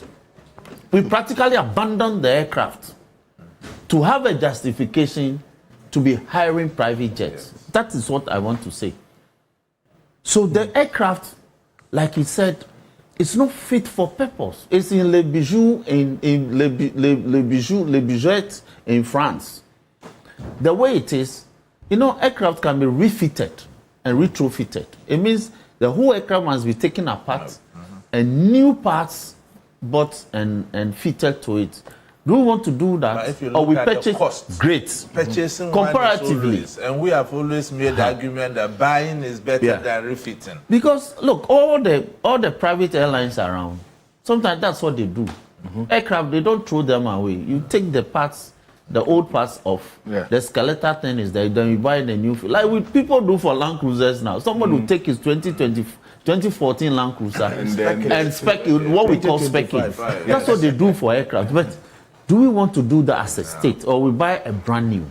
That should be the focus of the argument. So we're very grateful for the Honorable Defense Minister for coming to apprise the House of this grim and terrible state of the favorite presidential jet.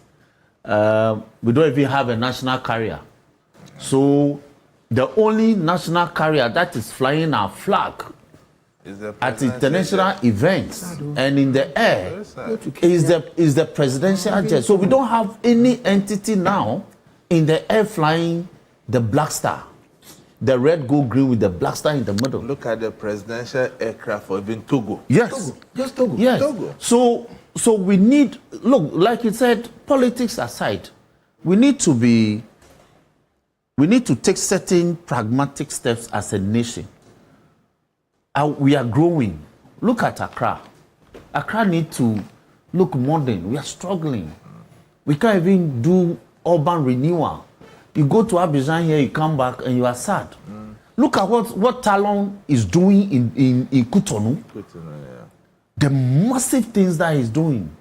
So we need to support the government to take some of these proactive measures and give ourselves some facelift in these matters. So for me, Ocansey, we may have to take a decision. We don't need to play politics into it. We can decide as a nation we should get it maybe next year or the year after that, if our financial situation improves. We give ourselves timeline. That's why people are talking about a development plan. All these things will fit into a certain long-term development plan. Then we conduct ourselves and issue policies and programs and plans in accordance with the dictates of the plan. We want to encourage the engineers within the Ghana Air Force to come with recommendations. Because they have prepared the technical report. They must make recommendations to the minister who will take it to cabinet. They recommended long ago for a new presidential jet for the state. Okay, I haven't seen that one. So they had. So I will. The time we're doing. I will give them the benefit of the doubt that they have prepared a new technical report for the minister. They should follow it up. Some of they've even given the implications. In private. Okay. That politics has been the reason. This is so risky. This is that. But when they talk, they don't get the voice. And with your recommendation of next year and stuff, I think it should be immediate. Okay. Because security is very expensive. Yes, I agree. You can't abandon the aircraft in France and waiting to buy another one next year. Are you going to be renting for the president? Is that not a cost to the taxpayer? Is that not what we have all been against? So if there's the need, let's move. Let me conclude quickly, then you can. So I'm saying that let them make the firm recommendation and give to their boss, the sector minister, who will take it to cabinet, to engage cabinet. Cabinet will take a decision, come to parliament, will look at it, and then Parliament will pass a resolution and give some directives. Then I believe we can make progress on the matter. Prof, please. No, I think that it's in order. I am excited that the minister has been bold enough to tell us about the challenges. See, normally, these disclosures, if you want to do, they will say national security matter. But he's been bold enough to tell us about the challenges of our aircraft and presidential jets, and by so doing, I'm sure that he will be able to get all Ghanaians carried on board. If there is a need for us to do a new acquisition, you wouldn't have much opposition, to that. So it's always important to carry the people on board. It is regrettable. Kufuor was always saying that we've long had a problem with culture of maintenance, lack of culture of maintenance. And I'm wondering how this thing was there and it's been allowed. We got this one, Under Kufuor we got this. We've allowed this to be run down or to corrode, to that extent. It is not good for us. And so let the discussion go on. But like you said, as soon as possible, we must decide, because we cannot allow Ghana, a sovereign nation. I mean, you travel to Kenya, the whole place is dotted and littered with KQ. Kenyan Airlines. Just Togo. And we don't even have about one. Haiti? The one, Burkina Faso. Yes. The one that quite the military one we Yes, have. yes. Casa. And they want to refurbish it. It is. For their domestic rounds. The only one that we had left, we converted it also into a restaurant, and then we're showcasing. Please. It is. And actually painted it. It is a national pride. Thank you. Okay, it's a national pride, and so I think we should be able to build an easy bipartisan consensus on this, and then let us move it forward. We cannot have our president flying in trotro and flying in other passenger vehicles. And like he said, it's not going to be the current president alone. This one was purchased by J. Kufuor, and it's others have used it. And so please, let us do the needful. 1 minute. Okay, mine is back to the Galamsey matter. We need more traction on what we're doing to stem the Galamsey tide. I think today we haven't had opportunity to ask what is new. So next week we'll put it on. And then also, lovely. Okay, that would be great. So in the meantime, we will remind CID boss, Madam Lydia Donko, please, the Akunta mining case, please, let this case go to court. That's why we voted for the NDC to come. We're not happy with the previous administration. That's why we voted for NDC to come. So please do something. It's part of the reset agenda. Reset. Thank you very much. Martin Peoples, private legal practitioner, Emmanuel Koten, security analyst, Professor Ransford Jampo is the CEO of Ghana Shippers Authority, Nelson Rosin Dafio-Mekpo, also a private legal practitioner, and the Majority Chief Whip, Member of Parliament for the South Dike constituency. And also we send our good wishes to Dr. Joshua Zato. Yeah. There was an emergency situation that he had to deal with this morning. And so he's watching us. Okay. So we send our good wishes to him as well on that. But you don't need to break the bank to give your family a fun and memorable, yes, indeed, summer vacation. Book all your summer vacations on our summer promo package now. This package is for one night and get the second night for free with dinner on arrival. You enjoy free breakfast, lunch, and dinner on the second day and breakfast on the last day before departure from that particular period. 2,300. This promo ends on 30th September 2025. Package offer guest free access to all in-house facilities, swimming pool, gym, cinema with popcorn, board games, and all. And I'm talking about the Maha Beach Resort, fun activities, including tour of our beautiful facility with an electric golf cart, splash playground, and for many. And there's so much more you can see at the Maha Beach Resort and the Nkrumah Memorial Home and many others. Maha Beach Resort is a one-stop holiday destination for all families and couples, honeymooners, group getaway, and all of them. Kindly call them on this number for reservations, 030-3977-773 or 054-012-4114. That's 054-012-4114. And reference key point. They'll give you a discount. On behalf of the rest of the team, we do appreciate your time. My name is Alfred Ocansey. Have a great weekend. Thank you for watching. Thank you.